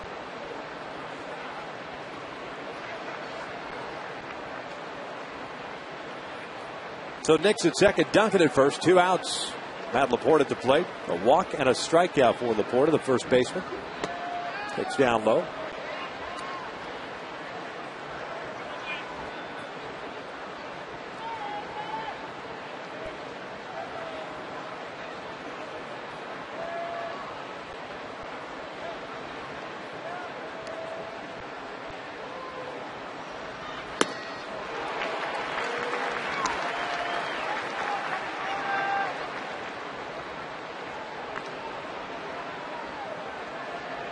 Aaron with pretty good velocity tonight. We've seen it at 93. Been consistent around 92, 93. Very good fastball.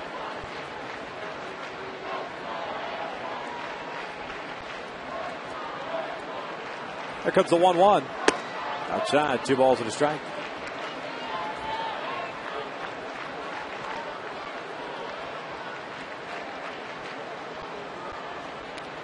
Now you got yourself in a fastball count.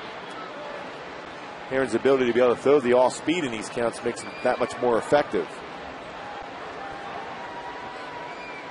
Laporte checked his swing, and it's 2 balls, 2 strikes. 25 pitches thrown by Herron here in the 6th inning, 95 total.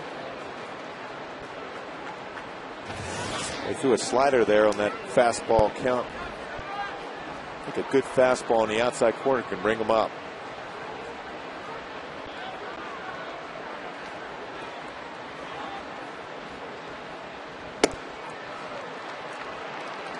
That's what he was trying to do. Missed outside, full count with 2 outs to get the base runners going. Nix from second and Duncan from first.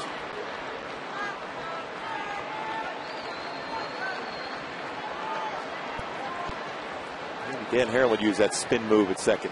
3-2 count.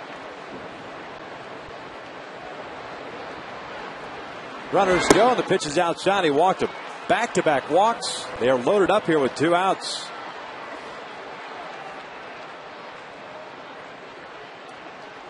Mike Butcher's coming out. Go back to our Hyundai key to the game. Well, definitely Herron take the wheel. Be the guy driving that bus to get that win streak together. So far, he's been very effective. Big batter coming up here in this inning. 2 outs in the 6th. We'll go back and trust in that fastball. 6 punch outs. Now 3 walks, including back-to-back walks. Now it's up to him. Mike Scioscia's showing a lot of confidence in him. Nobody up in the bullpen quite yet. I'll be facing Luis Valbuena, the second baseman, who has popped out and grounded out.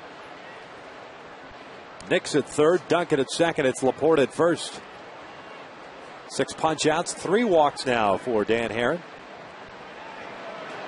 Having allowed 4 hits.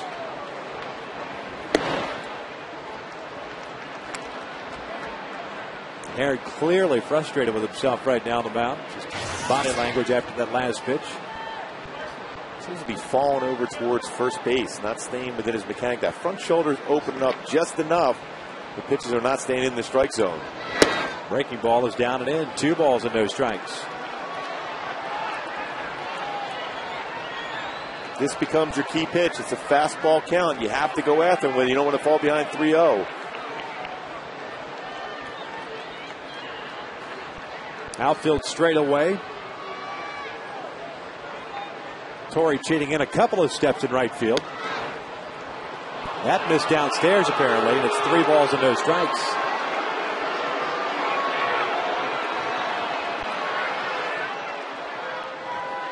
I guess it must have been considered a low because it definitely split the plate. Wow, that looked like a pretty good pitch. And he walked the run in, and it's 2-1 Cleveland. 3 consecutive walks for Dan Herron. Action promptly starting in the bullpen for the Halos. Francisco Rodriguez is up.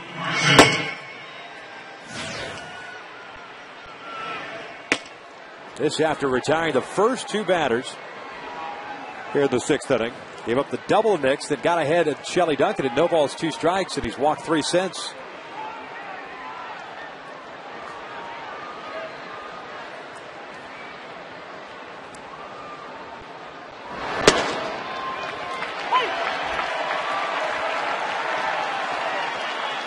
Valbuena picking up that walk, picks up his 19th run batted in. It's just the 5th strike over the last 17 pitches thrown by Dan. Lou Marson's been hit by a pitch and is grounded out. Fouls this one off to the right. It snowballs 2 strikes. They're still in position to minimize the damage. Even though you gave him a gift run by walking 3 in a row, Dan Herron's been throwing the ball very well until these last 3 batters. Minimize it and get the offense going.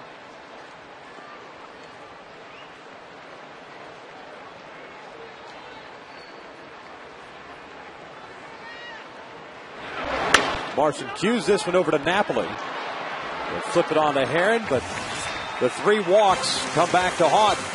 Indians back on top as they lead it 2-1.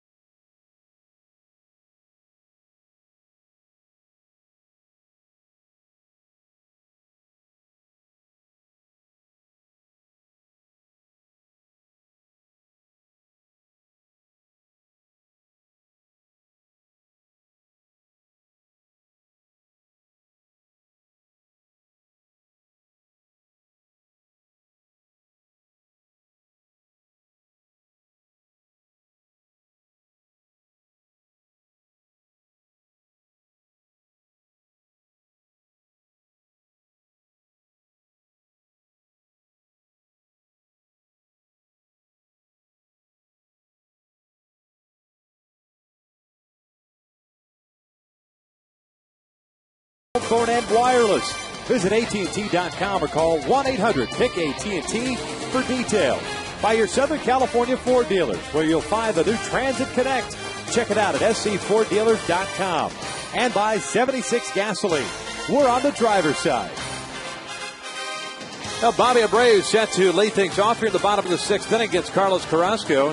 Cleveland back on top 2-1. They've got a new left fielder, Trevor Crow, taking over for Shelley Duncan. The only change for Manny Acton. Carrasco to face the heart of the order, Abreu, Hunter, and Matsui here. Dan Herron clearly frustrated at the fact that just could not get that 3rd and final out and keep it a 1-1 tie. Walking Luis Valbuena with the bases loaded. And putting the Tribe back up. The Angels got on the board in the 5th inning. A 1-out triple by Peter Borges. Base hit by Callaspo. Carrasco's been very tough. 6 strikeouts, 2 walks, 4 hits allowed. Bobby has walked and has struck out. Takes outside for ball 1.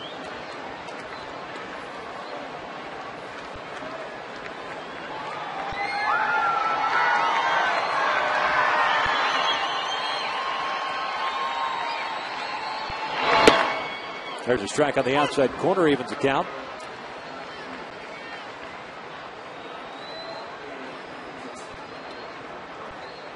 No action in the Angels bullpen, so you wonder if Mike Scioscia's going to run Dan Herron back out there for another inning. Cleveland with the top of the order coming up in the 7th. 2 balls and a strike here on Abreu. Boy, Bobby trying to tell himself to stay back. He almost went after that pitch out of the strike zone. Motion you'll see a hitter do as far as have those hands stay back, trust it.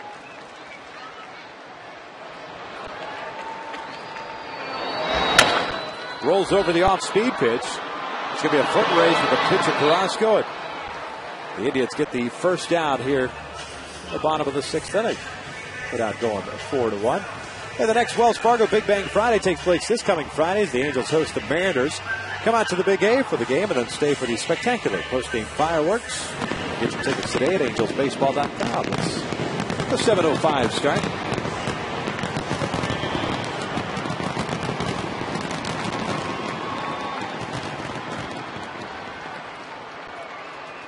Pretty amazing fireworks. There's Torrey Hunter with one out, nobody on. Torrey 1 for 2, had a base hit in the first inning, struck out in the fourth.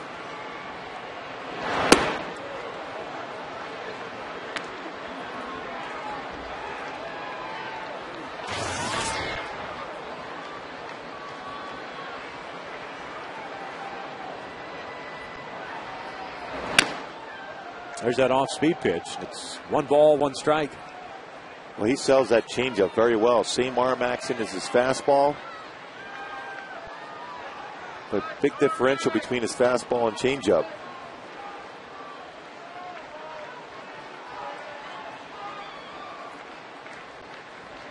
Breaking ball out the opposite way toward right center field. Two-hitter chase. Looking, it's gone!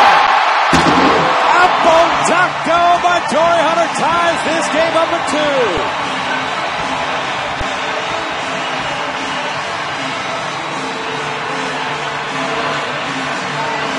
Well, that baseball carried like it was a day game here at the Big A. I thought for sure that's going to one-hop the wall or maybe get off the wall for a double, but just kept carrying. Well, Torrey getting hot again. That's 3 straight games in which he has an RBI. You have to go a long time in between home runs and RBIs. 20th home run of the year. See the number down at the bottom there. 9 of his last 10 years with 20 or more home runs. His 73rd run batted into the season. I still can't believe that baseball got out. Hit well. Daytime, yes. At night here. Matsui swinging at the first pitch breaking ball, and it's no balls in his strike. Back up breaking ball.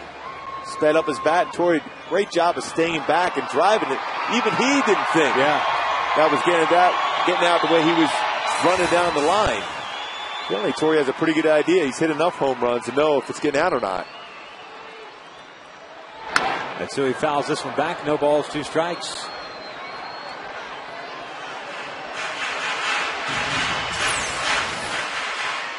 Spinning breaking ball. Very hittable pitch. That lateral movement, but it stays up so you get the good part of the bat on it. And that's what Torrey did if you keep your front shoulder in as a hitter.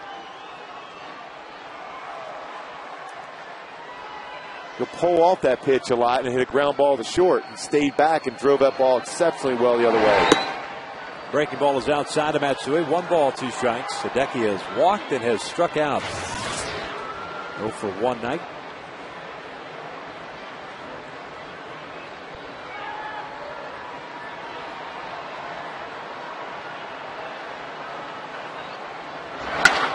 This one out towards left center field. Trevor Crowe drifting back on it. 2 outs.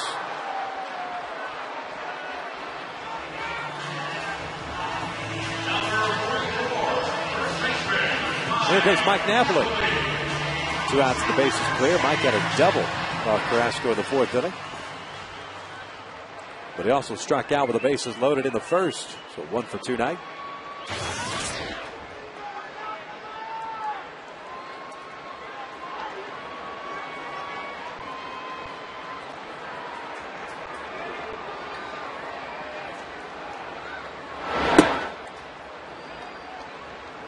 Well, you can see how good a stuff Carrasco has, but he's given up now 3 home runs this year in 13 and a third innings pitched, because that's the type of pitch in which he's going to get in trouble with, that hanging breaking ball.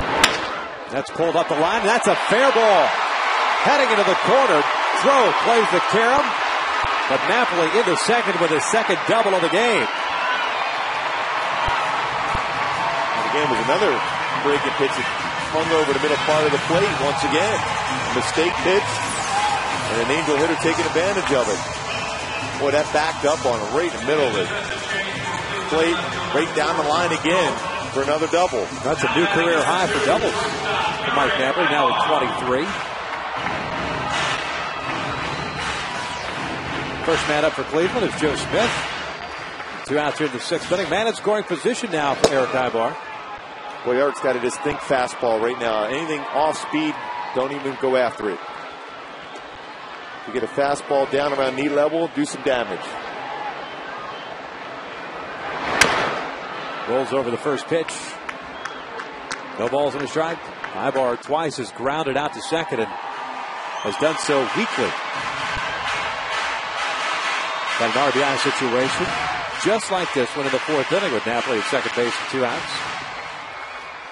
When Eric's swinging the bat well, he'll hit that pitch the other way. He did get the fastball, which you want to do, get a fastball and swing at it, but you want to go the other way if it's on the outer half of the plate. A little number foul up the third base side, still pulling off that pitch, and it's 0-2. The Angels have action going in their bullpen. Looks like Frankie is back up and more than likely coming out in the 7th.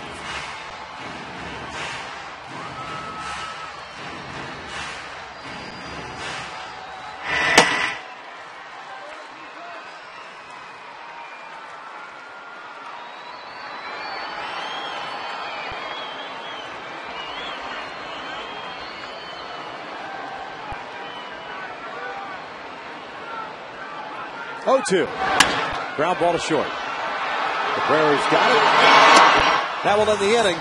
But Torrey Hunter going the opposite way. His 20th home run of the year ties things up. We are 6 in the books here at the Big A, and we are knotted at 2.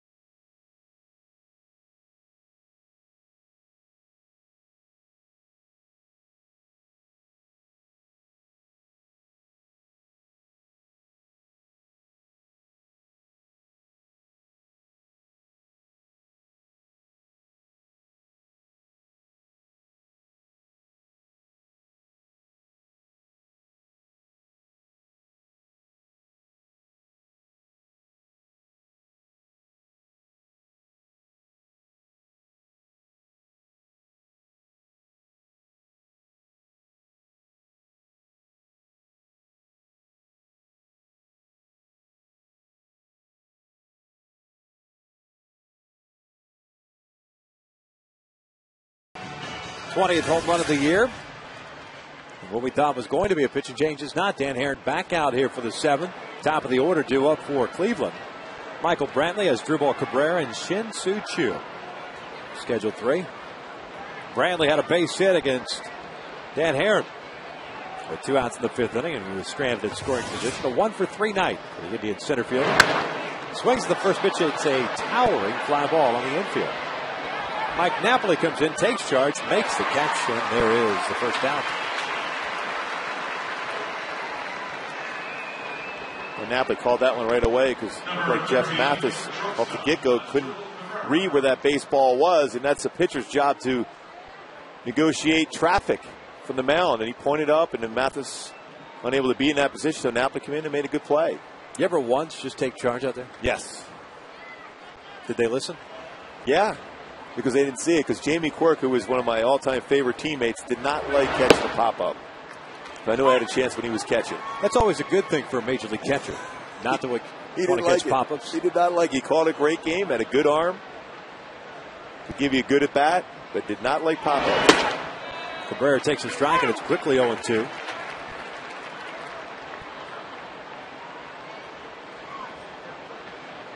The Indian shortstop 0-for-3. A couple of fly ball outs and a strikeout.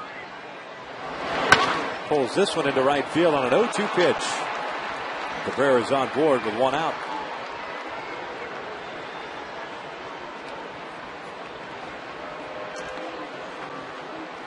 Number 17, right fielder Chip Soo-Choo. Well, that looked like a split finger fastball that was in the inner half and stayed elevated enough for Cabrera to get a base hit. 4 stolen bases on the season for Cabrera, but I imagine they would like to keep that hole open between first and second with Chu up. He may not be going. Yanks the first pitch foul. Chu's 0 for 3. Went down swinging on a split finger pitch in the 6th inning. One of 6 strikeouts for Dan Haren, but he's issued 4 walks and 3 critical ones in succession in the 6th inning. That put Cleveland up 2-1 at that point. Torrey tying it up in the bottom of the inning. 2 runs, 5 hits, 7 left on for Cleveland. 2 runs, 6 hits, 1 error. That was the throwing error by Dan Haren that allowed Brantley to move into scoring position to the 5th. And 5 left on for the Angels.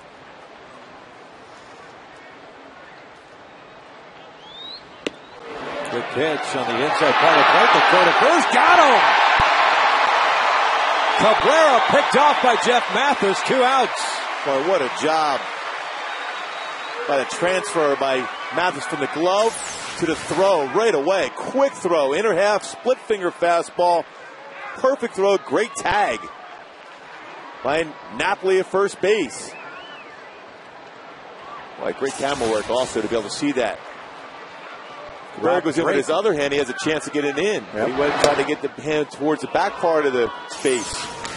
Just a great transfer on that off-speed pitch. Boy, quick as lightning.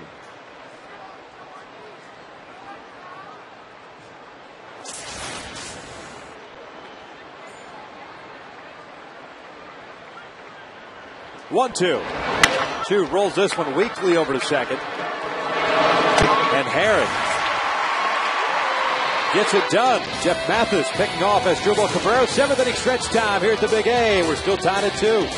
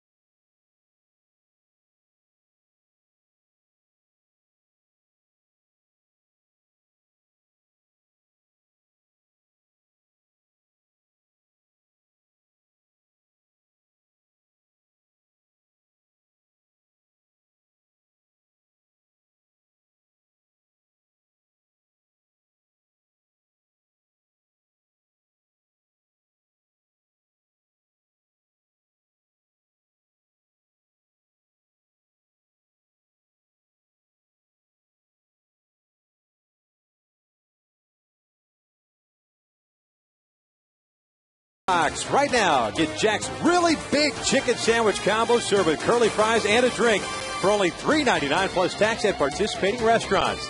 By Toyota. Get a great deal on Toyota's full line of hybrid and fuel-efficient vehicles at your Toyota dealer today. And by Jack Daniels. Your friends at Jack Daniels remind you to drink responsibly. Tied at 2 here at the bottom of the 7th inning. New pitcher on for the Cleveland Indians. Not that guy. So in and out, who's in, who's out. Joe Smith takes over here for Carlos Carrasco, who had 6 innings, struck out 6 and allowed 2 runs on 6 hits, including the home run to Torrey Hunter. Joe Smith, 42 games so far this season. High ERA, 5.04. Fastball, 87-91. Slider and a changeup himself. Pretty good changeup. Relies on deception. And a good frisbee slider he'll throw. Facing 8-9-1 for the Angels here in the 7th inning. Mathis, Borges, and Callaspo. That'll leave it a count at 1-1. Mathis 0 for 2 today with a pop-up and a fly ball to left. So Kevin Jepson up. And Aaron. 7 innings set. Chopped over to Valbuena. Mathis is retired for out number 1. We'll take a look at our Jaguar key plays so far in this ballgame. Well, Peter Borges getting that fastball in the inner half, hits it right down the third base line, and then shows why the Angels are so high on that speed he has. Cruising into third base. That ball nearly got by Duncan in left field. That could have been an inside to Parker. Easily. 1 for 2 game with that triple and a run scored. Takes the fastball up and in.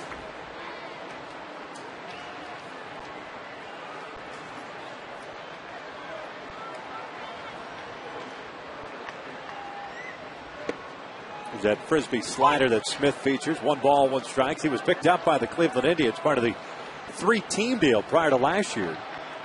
Franklin Gutierrez went to the Mariners. The Indians also getting Valbuena from the Mariners in that deal. Threw the ball well for Cleveland last year in the big leagues. 37 games, no record of 3.44 ERA. Borges takes a called strike 3. On the inside corner, there are 2 outs. There's that frisbee slider, but that time it backed up and froze. Peter Borges in the inside corner. The one on the outside corner, but ended up getting in the middle part. Back up action on it. Gets that call, 3rd strike.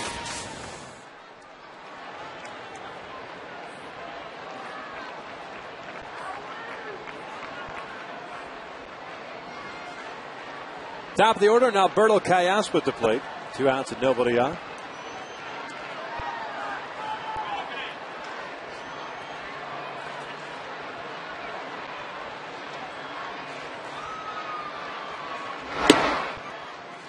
Alberto 1 for 3, had an RBI single in the 5th inning, picking up his 55th RBI. At that point, it tied the game up at 1 apiece.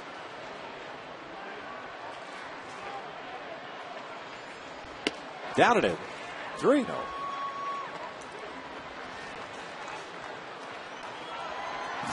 Kendrick on deck.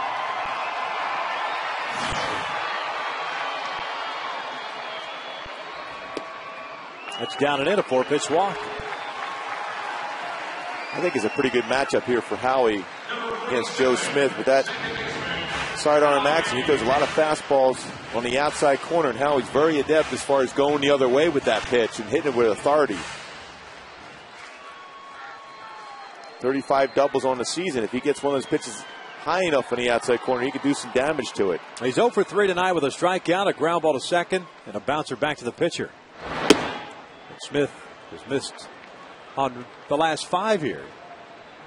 Falls behind on Howie. Ohio native Joe Smith grew up in Cincinnati, Ohio.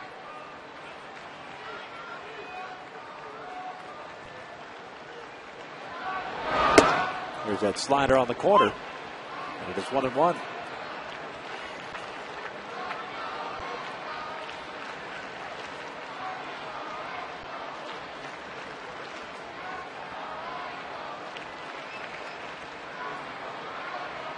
Quick throw to first. Alberto's back.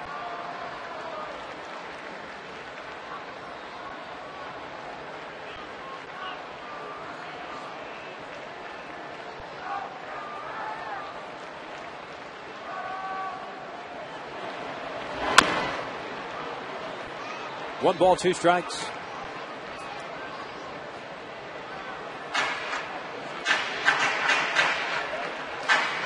Always a series of science being flashed over third baseman. Situations such as this, not a whole lot going on here. A 1-2 count with 2 outs.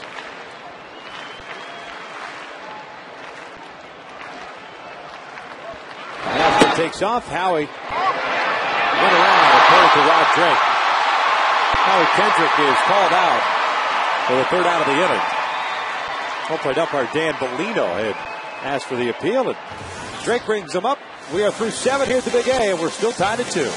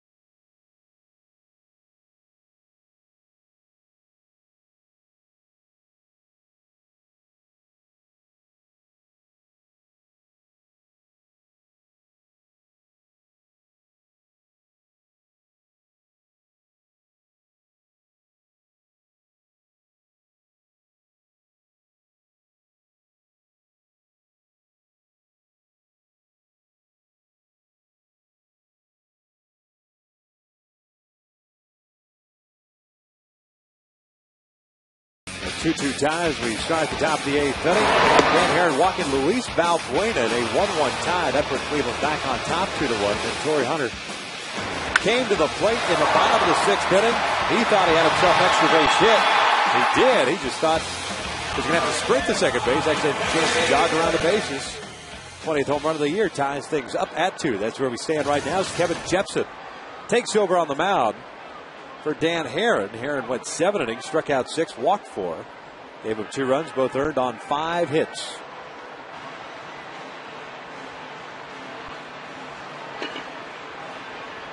Hafner, Nix, and Crow, the scheduled 3 batters. Kevin misses outside for ball 1. It was solid effort for Dan Herron. Outside of that 6th inning, which he walked 3 guys in a row, was dominant. Good velocity on the fastball. Most consistent velocity he's had since coming over to the Angels. That split finger was solid also, and so was his slider tonight. Jepson falls behind immediately at 2 balls and no strikes.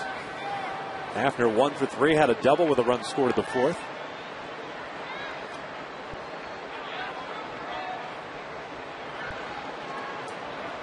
Jepson pitched yesterday, went 1 inning, struck out a man.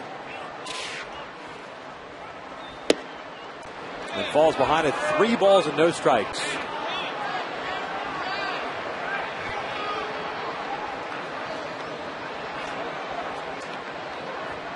After more than likely, still will get that green light.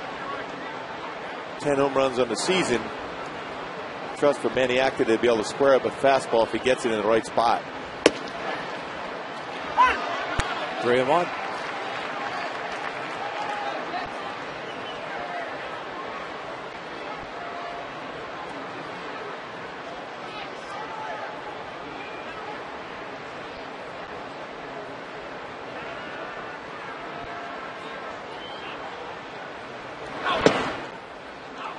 And the leadoff man is on board here in the 8th via the walk. And the Angels Friends and Family Fun Pack presented by JetBlue lets you enjoy 4 game tickets, 4 hot dogs, 4 soft drinks for only $44. There are 2 Friends and Family Fun Pack games during this current homestand, tomorrow and Sunday. Purchase Family Fun Pack today at angelsbaseball.com. Kevin still trying to nibble on that outside corner against Travis Hafner, and the leadoff man is on board. Jason Nix steps to the plate. The third baseman is 2 for 3 with a single, a double, and a run scored.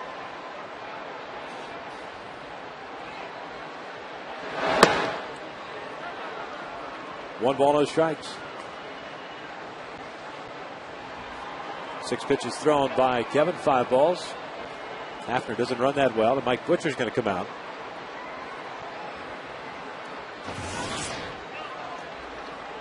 That's been the frustrating part with Kevin Jepson this year, that if he's to be entrusted moving forward with the late inning role, in this case, any tie ball game, most cases with a lead as the bridge to Fernando Rondi, he's got to show some consistency on a daily basis. He had a 1-2-3 inning yesterday.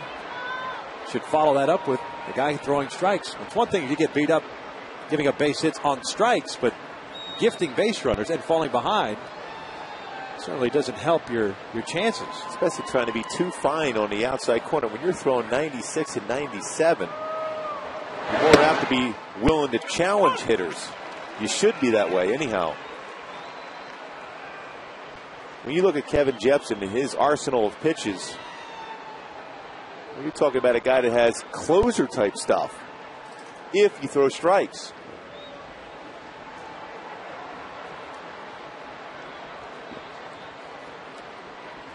One pitch. Fouled back, 1-2.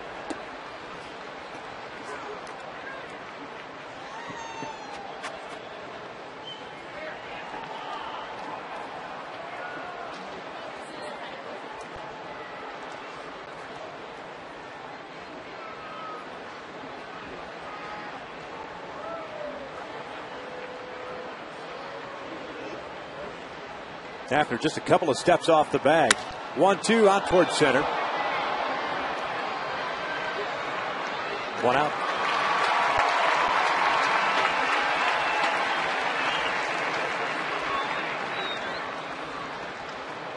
After still at first, 1 away here for Trevor Crow.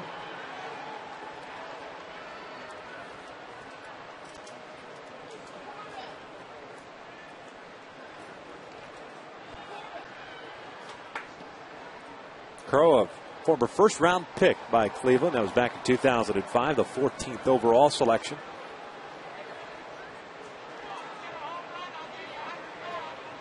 That is hitting 11 double plays.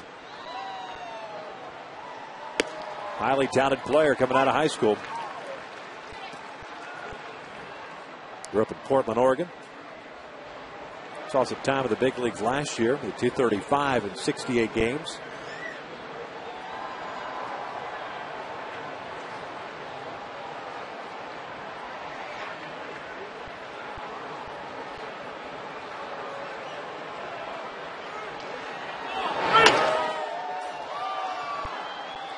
No balls, 2 strikes. Definitely a guy with some pretty good speed, though. 15 stolen bases, 19 doubles, and 3 triples. Well, Steve Finley looked to him. Exactly. Similar type of swing. Although Finley developed more and more power as he went along in his career. When he first came up, Finley was a guy that was a line drive, opposite field type hitter, gap type hitter. 0-2, got him with that breaking pitch. Down goes Crow, 2 outs.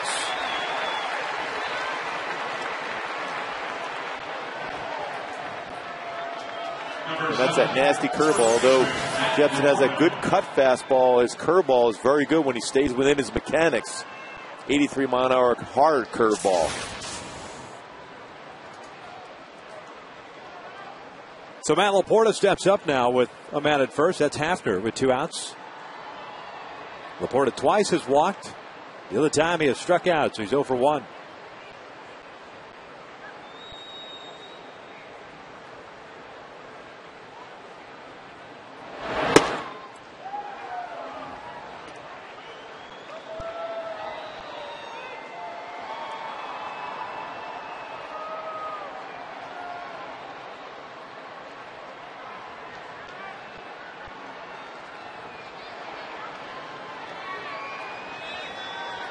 One-0 pitch. Sort of fooled on that one. It's 1 ball, 1 strike.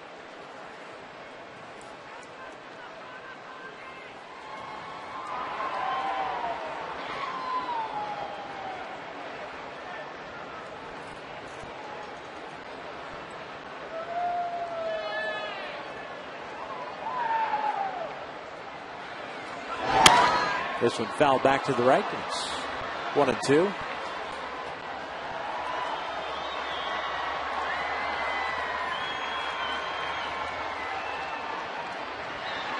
More likely just a time where Jepson goes with that cut fastball.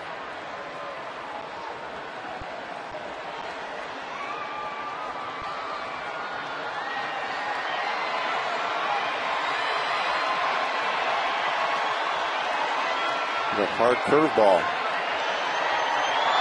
1-2 pitch. Lays off of that one. 2 balls, 2 strikes. Hafner stays at first. Well, Hafner doesn't have a real big lead at first base.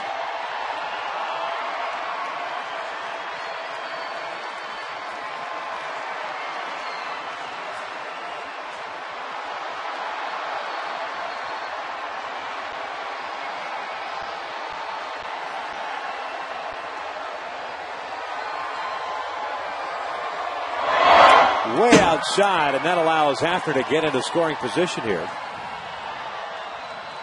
Jepson overthrowing that breaking pitch, and it's a full count. You went from a spot where you'd take a lot to be able to get Travis Hafner in from first base. Now a base hit and an opportunity to be able to get that lead run on that overthrown cut fastball. Gets underneath it. Instead of staying on top with his wrist, he gets underneath with his wrist, and that's why you have that cut action way off the outside part of the plate in a wild pitch. Wild pitch number 7 on the season for Jepson. Laporta calls for time and backs out at the plate here.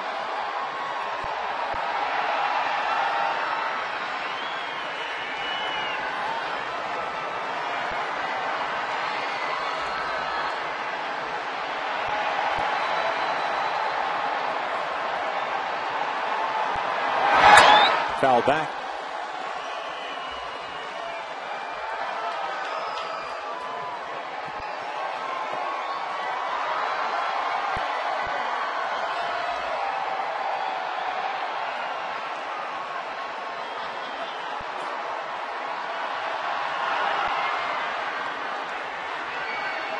Second baseman Valbuena is on deck. You see Hafner's lead over at second, not very big.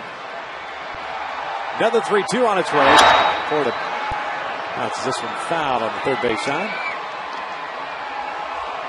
Steve Smith, the third base coach. Another nice pick. San Diego native.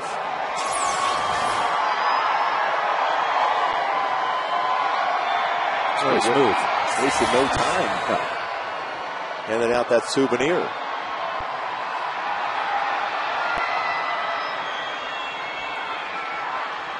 Spent some time with the Phillies, the Rangers. Laporta grounds this one over to third. Callaspo. And Laporta is retired for out number 3. We enter the bottom of the 8th inning here at the Big A. We are still tied at 2.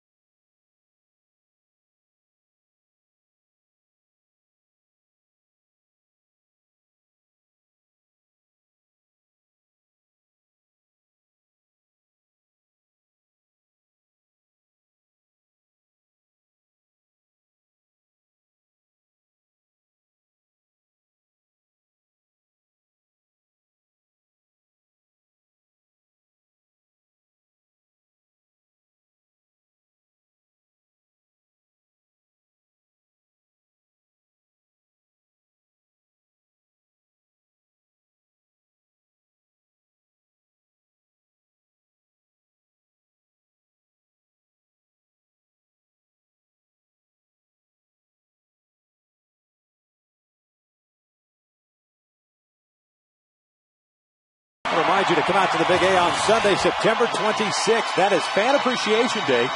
All fans in attendance will automatically be entered to win great prizes, including televisions from Disney Family Movies, a barbecue from Barbecues Galore, a pool table from DK Billiards, and much more. Purchase those tickets at angelsbaseball.com today. That is September 26th, Fan Appreciation Day. As Tony Sipp, the left-hander, is coming to this ballgame. And he has gotten a lot of work, pitching down his 61st game, a 2-2 mark at a 4.53 ERA. Pretty good fastball also, 89 to 93. Very good slider. Throw an occasional changeup. He's mainly a power fastball guy with a hard slider. Takes over for Joe Smith, who went 1 inning, struck out 2, and walked a man. Sipp here in the 8th inning will be facing 3, 4, and 5 of Abreu, Hunter, and Matsui. Rally Monkey has made an appearance on the video board. The 2-2 game, trying to get it going here. Fernando Rodney is now playing catch in the Angels bullpen as well. Well, the odd thing about Sipp, though, is the fact that out of the bullpen, he's given up 11 home runs. He gave up a lot of hits. That's a lot of home runs out of the bullpen. 53 and 2/3 innings pitched, 11 big flies. One right now would be pretty good.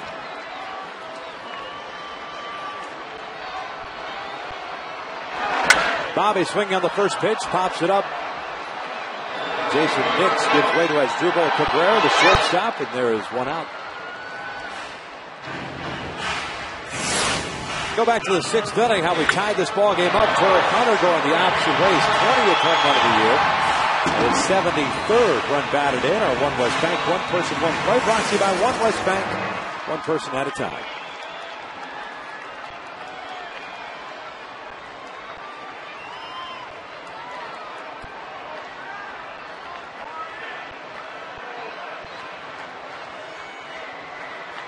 First pitch to Torrey. It's a fastball in there for a strike. Tony Sipp, native of Pascagoula, Mississippi. 45th round pick by Cleveland in 2004. The 1,337th overall selection. And what a major league season he had last year in his rookie campaign as that fastball is up and away. 1-1. He was 2-0 and a 2.93 ERA in 46 games for Cleveland. Opponents hit 194 against him. Got that good power fastball. You don't see that too often from the left side out of the bullpen. It's usually a guy in a situation with those breaking pitches. Challenge Torrey right there, and it's 1 ball, 2 strikes.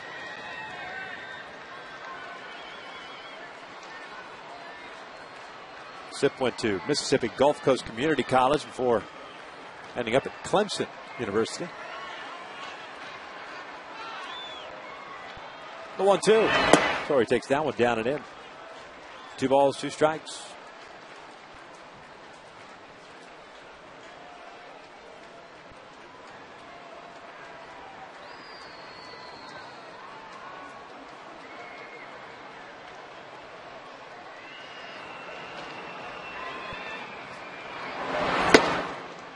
That one missed outside. It's a full count. Very close pitch on a fastball. Matsui on deck here. Napoli to follow if we get that far.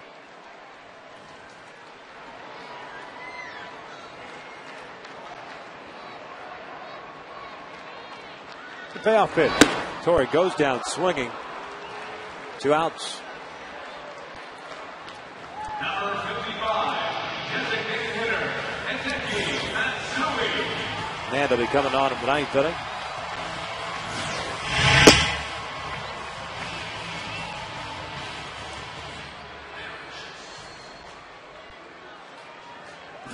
Jensen Lewis, the right-hander for Cleveland. More than likely, if Matsui does get on, Lewis will be brought in to face Mike Napoli. Hideki has walked, struck out, and hit a fly ball to left. Lays off that pitch. 1 ball, no strikes.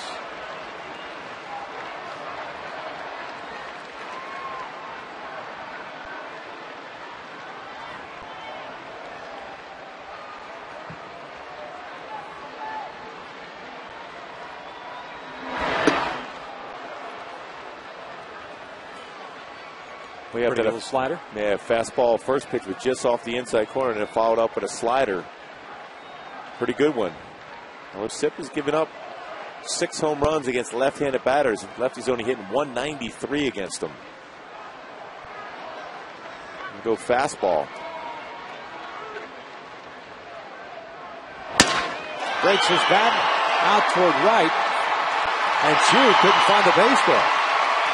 It falls in there for a 2-out base hit. Reggie Willis is going to pinch run here for Matsui.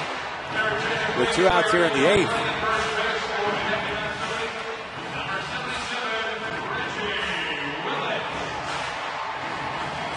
You're going to see a pitching change here with Manny Acta coming out. Go back to that base hit off the bat of Matsui. Chu just never saw it. Sound of the bat. He thought he centered it up better, but the bat cracked. Landed softly in the outfield. Yep. Matsui in the dugout. Pinch runner at first. Jensen Lewis on his way in to face Mike Napoli when we return.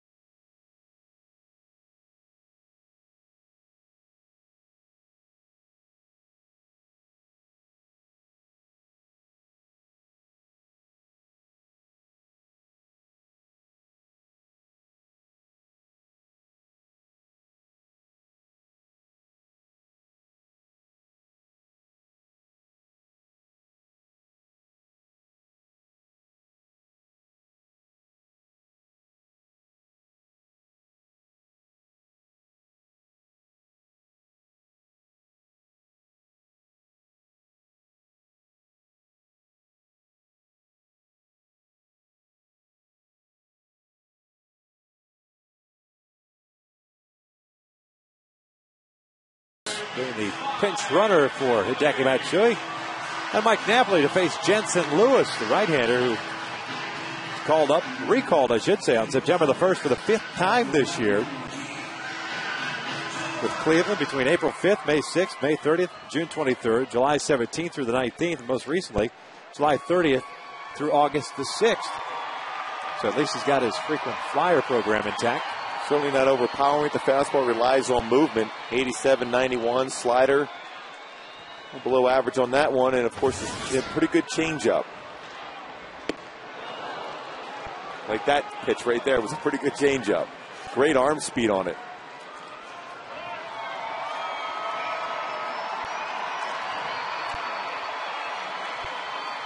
Well, you wonder if at some point Reggie takes off towards second base. A pinch running situation. A quick throw over there, and Reggie's back. Willits has 1 stolen base this year. He's been caught 3 times.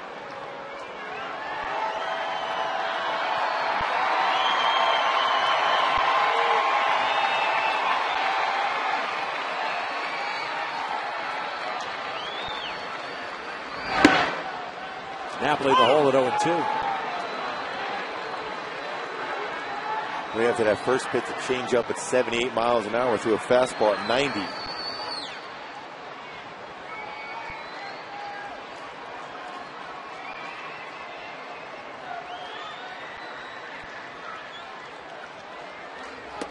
Napoli goes down swinging. That will end the inning. 8 in the books here at the Big A, still tied at 2.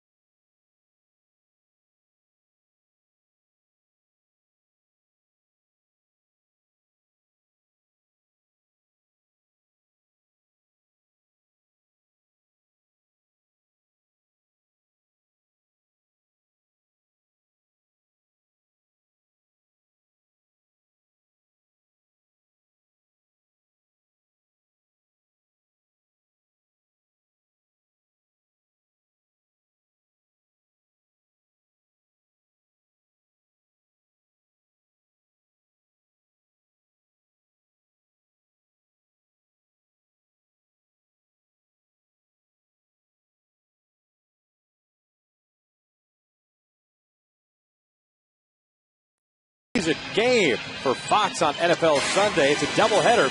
First, the Panthers take on Eli Manning and the Giants, or the Falcons battle the Steelers, or the Lions and Bears. Then the Packers take on the Eagles in Philadelphia, or 49ers versus Seahawks, or the Cardinals versus Rams.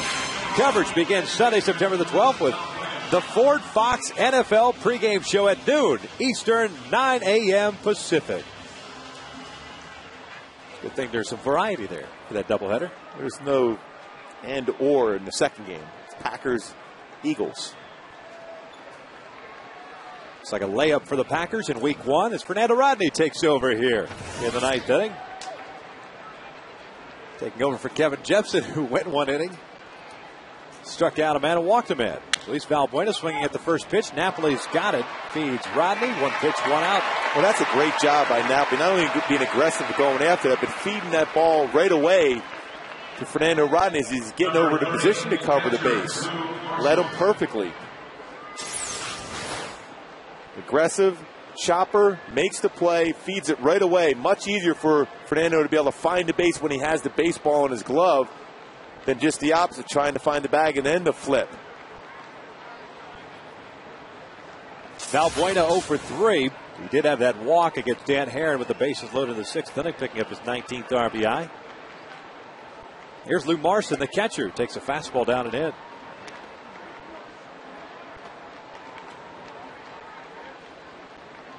Looks like Marson put like a compression sleeve on that left elbow. He's hit by a pitch in the third inning by Dan Herron. He's grounded out twice since then. Swing and a miss. He's got something on the seams on that elbow.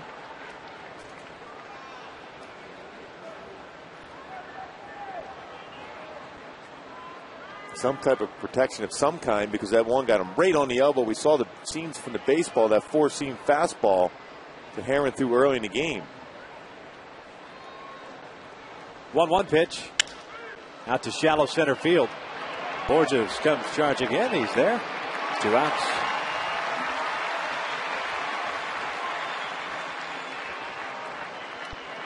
So Marson's retired, then back to the top of the orders.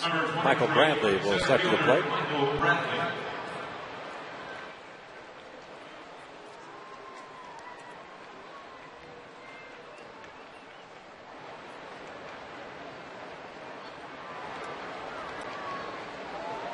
Brantley 1 for 4, had a base hit in the fifth inning.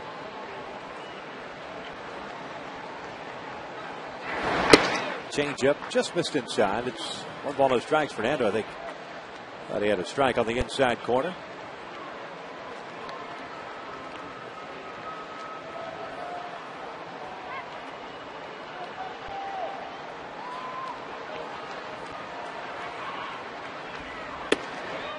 There's a strike. Fernando pitched yesterday, went 1 inning, gave up a run on 3 hits and a strikeout. 7-4 Angels lead, or win, I should say. Herbert Santana picking up that 15th win. Fernando ahead of the count at 1-2. At the bottom of the ninth inning, bottom third is due up. Ibar, Mathis, and Borges. Maybe Juan Rivera would get an at bat.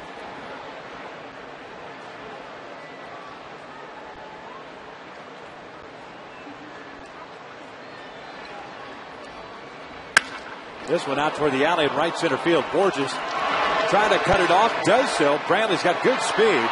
He is in there with a double.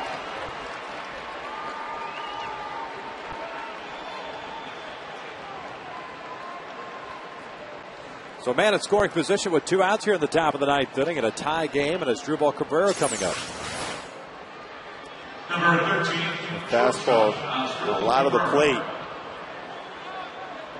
Brantley, it's a good swing at it.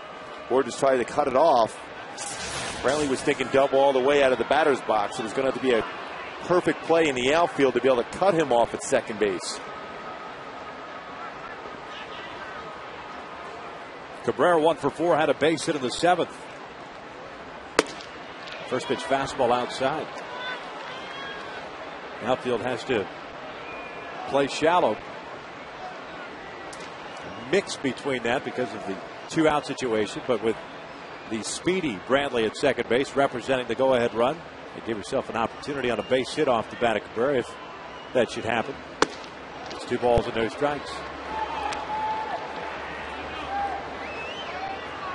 The Indians, with a man in scoring position, have their closer, Chris Perez, now up in Lewiston.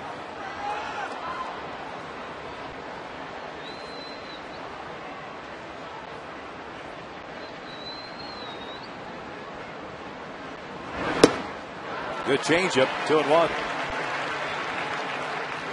Well, Cabrera was not expecting a changeup. 2-0, especially when you have Chu on deck. I think he was going to get a fastball. Instead, he got a perfect changeup from Rodney.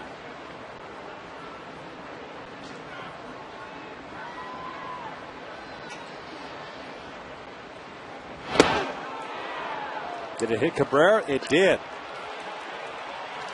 So first and second with 2 outs here. And Shin-Soo Choo coming up. Number 17, right fielder Shin-Soo Choo.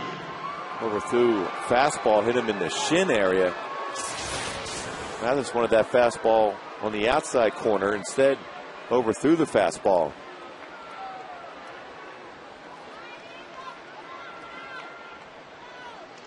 Choo 0 for 4. A couple of ground outs, a fly ball out, and a strikeout. Rodney falls behind at 1 ball, no strikes. A 2-out double by Michael Brantley. He's at second. The hit by pitch. There's Dribble Cabrera. He's at first.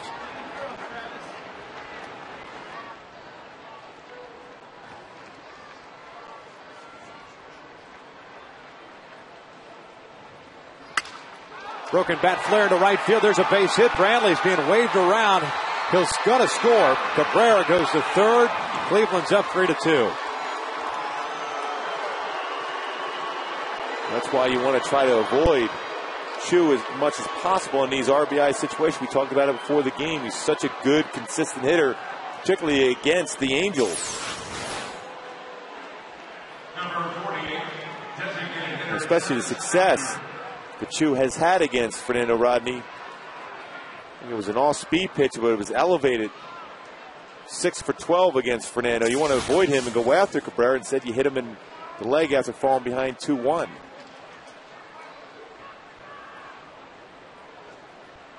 So Travis Hafner to play with 2 outs, 2 on.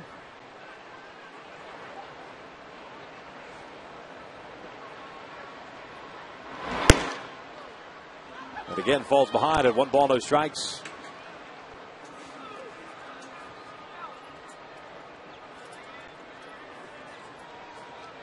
Some argue at times that closers struggle in non-closing situations, this being one of them, but this is as close to a closing situation as you can have without it actually being a save opportunity. A 2-2 game, trying to get your ball club back in the dugout. The intensity's got to be there. And obviously not saying that Fernando didn't bring it out there. But giving up a run yesterday, a 4-run lead in the 9th inning, and now in a tie game, unable to bolt it down. Especially when you look up, you see Texas had lost already before the game, an opportunity to pick up another game. And here we are in September, where every game that much more important as you try to make a run. After takes a strike to even the count.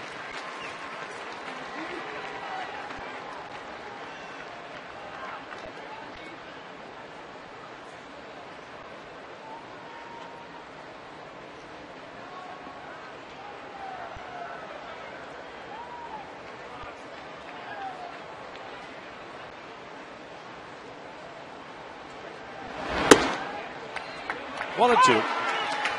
After the DH, 1 for 3. A double and a run scored in the 4th. And Heron went 7 innings, gave up 2 runs on 5 hits, walked 4 and struck out 6. Jepson 1 inning, 1 strikeout, 1 walk. But Rodney, after allowing Cleveland to take a lead here in the 9th inning, trying to keep it a 1-run deficit.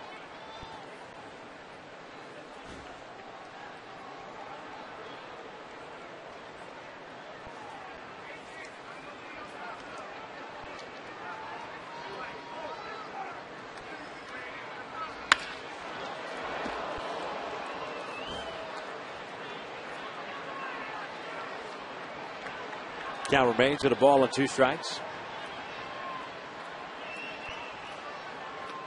It's Ibar, Mathis, Borges in the bottom of the 9th inning. Chris Perez, the closer for Cleveland, will be coming on.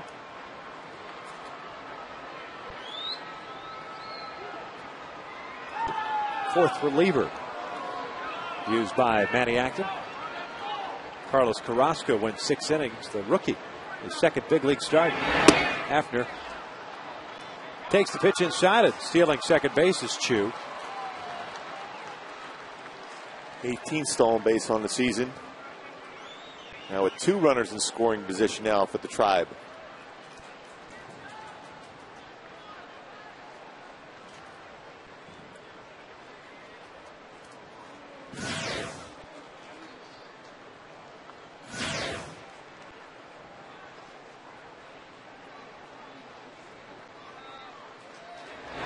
After a chopper up the middle, Ibar was positioned perfectly. That will end the 9th, but Fernando Rodney gives up the go-ahead run on a couple of hits. We head to the bottom of the 9th. Angels down 3-2.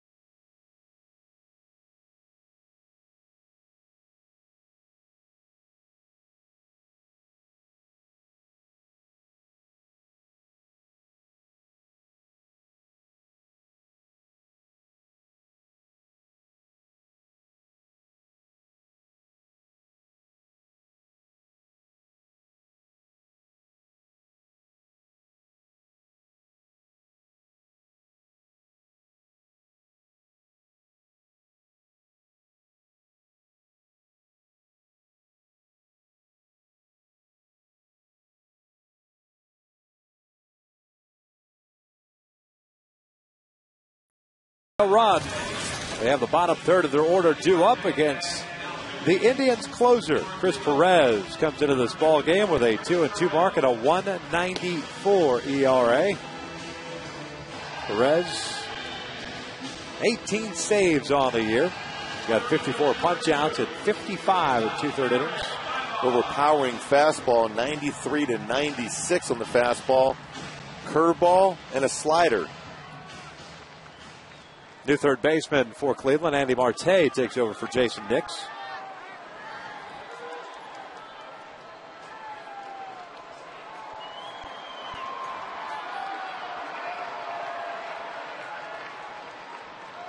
Perez picked up last year the Mark DeRosa deal. His first full season as the closer.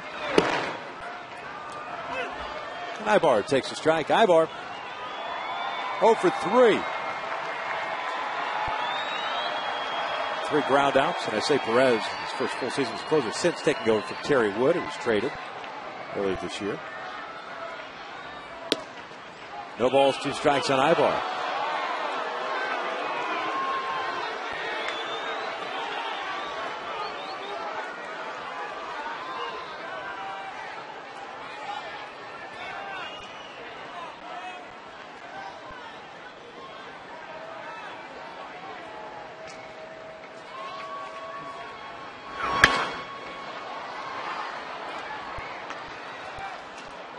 Right back at him with a fastball.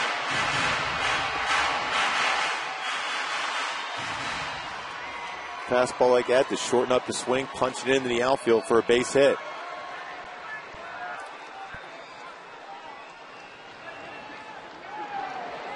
I'm going to throw a breaking pitch. Ibar lays off of it. It's 1-2. And that was a pretty nasty slider. And that's a pitch he's been swinging at a lot. Took that one well. Out toward left field. Crow playing shallow comes in and makes a catch. One out. Mathis being called back to the dugout. Juan Rivera is coming up to pinch hit. Your attention, please, Wade Rangers. Batting for Jeff. Mathis ends the game going 0 for 3.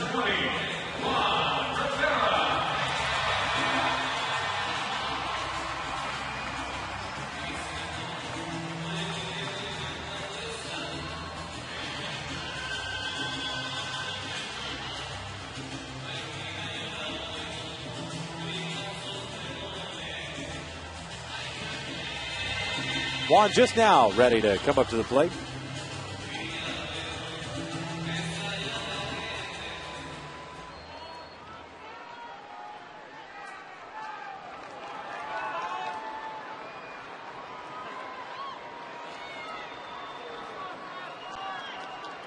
.247 average for Juan. 12 home runs, 44 runs batted in. 1 for 3 as a pinch hitter this year with 1 RBI.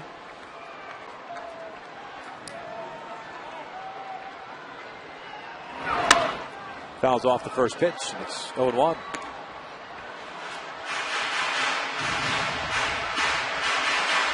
challenging with a fastball.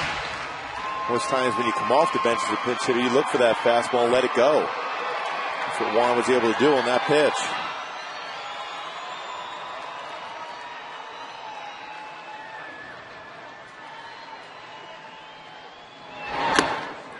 Fouled back into the mid of Marson. No balls, 2 strikes. Boy, he threw a hanging slider out over the plate.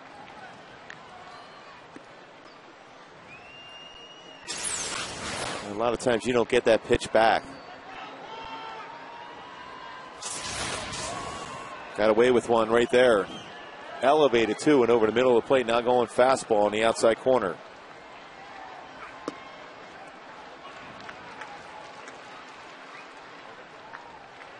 A 1-2 count.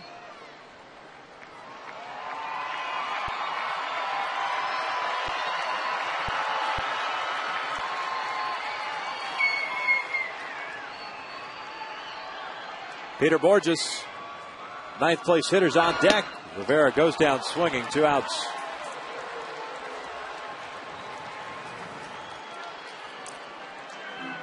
Number 25, center fielder Peter Borges.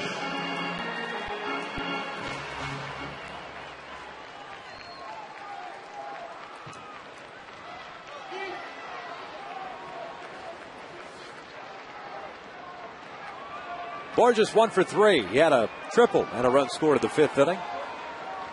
At that point, it tied the game up at 1. Cleveland went up 2-1 in the top of the 6th inning. Torrey tied it up in the bottom of the 6th inning with his 20th home run. Then Fernando Rodney in the 2-2 tie in the top of the 9th inning, giving up a run with 2 outs. Borges hits a fly ball to left. Crow is there. Rangers go down in order here in the 9th and drop game 1 to the Cleveland Indians by the final of 3-2. And again, as it's been the case pretty much since the All-Star break, fail to pick up a game in the standings. Boy, the big thing is we talked about pregame show about avoiding one guy in this lineup, and that would be Chu, and he came through in an RBI situation. Another missed opportunity to be able to get that much closer to the Rangers. Dan Herron did his job, but the offense just wasn't consistent enough tonight. Jensen Lewis picked up the win in relief, while Fernando Rodney takes the loss, and Perez picks up the save. The final again, 3-2 Cleveland. Stick around for a complete wrap-up of tonight's game. Bill McDonald, Jose Mota, Sean Farnham are with you as Angels Live is coming up next.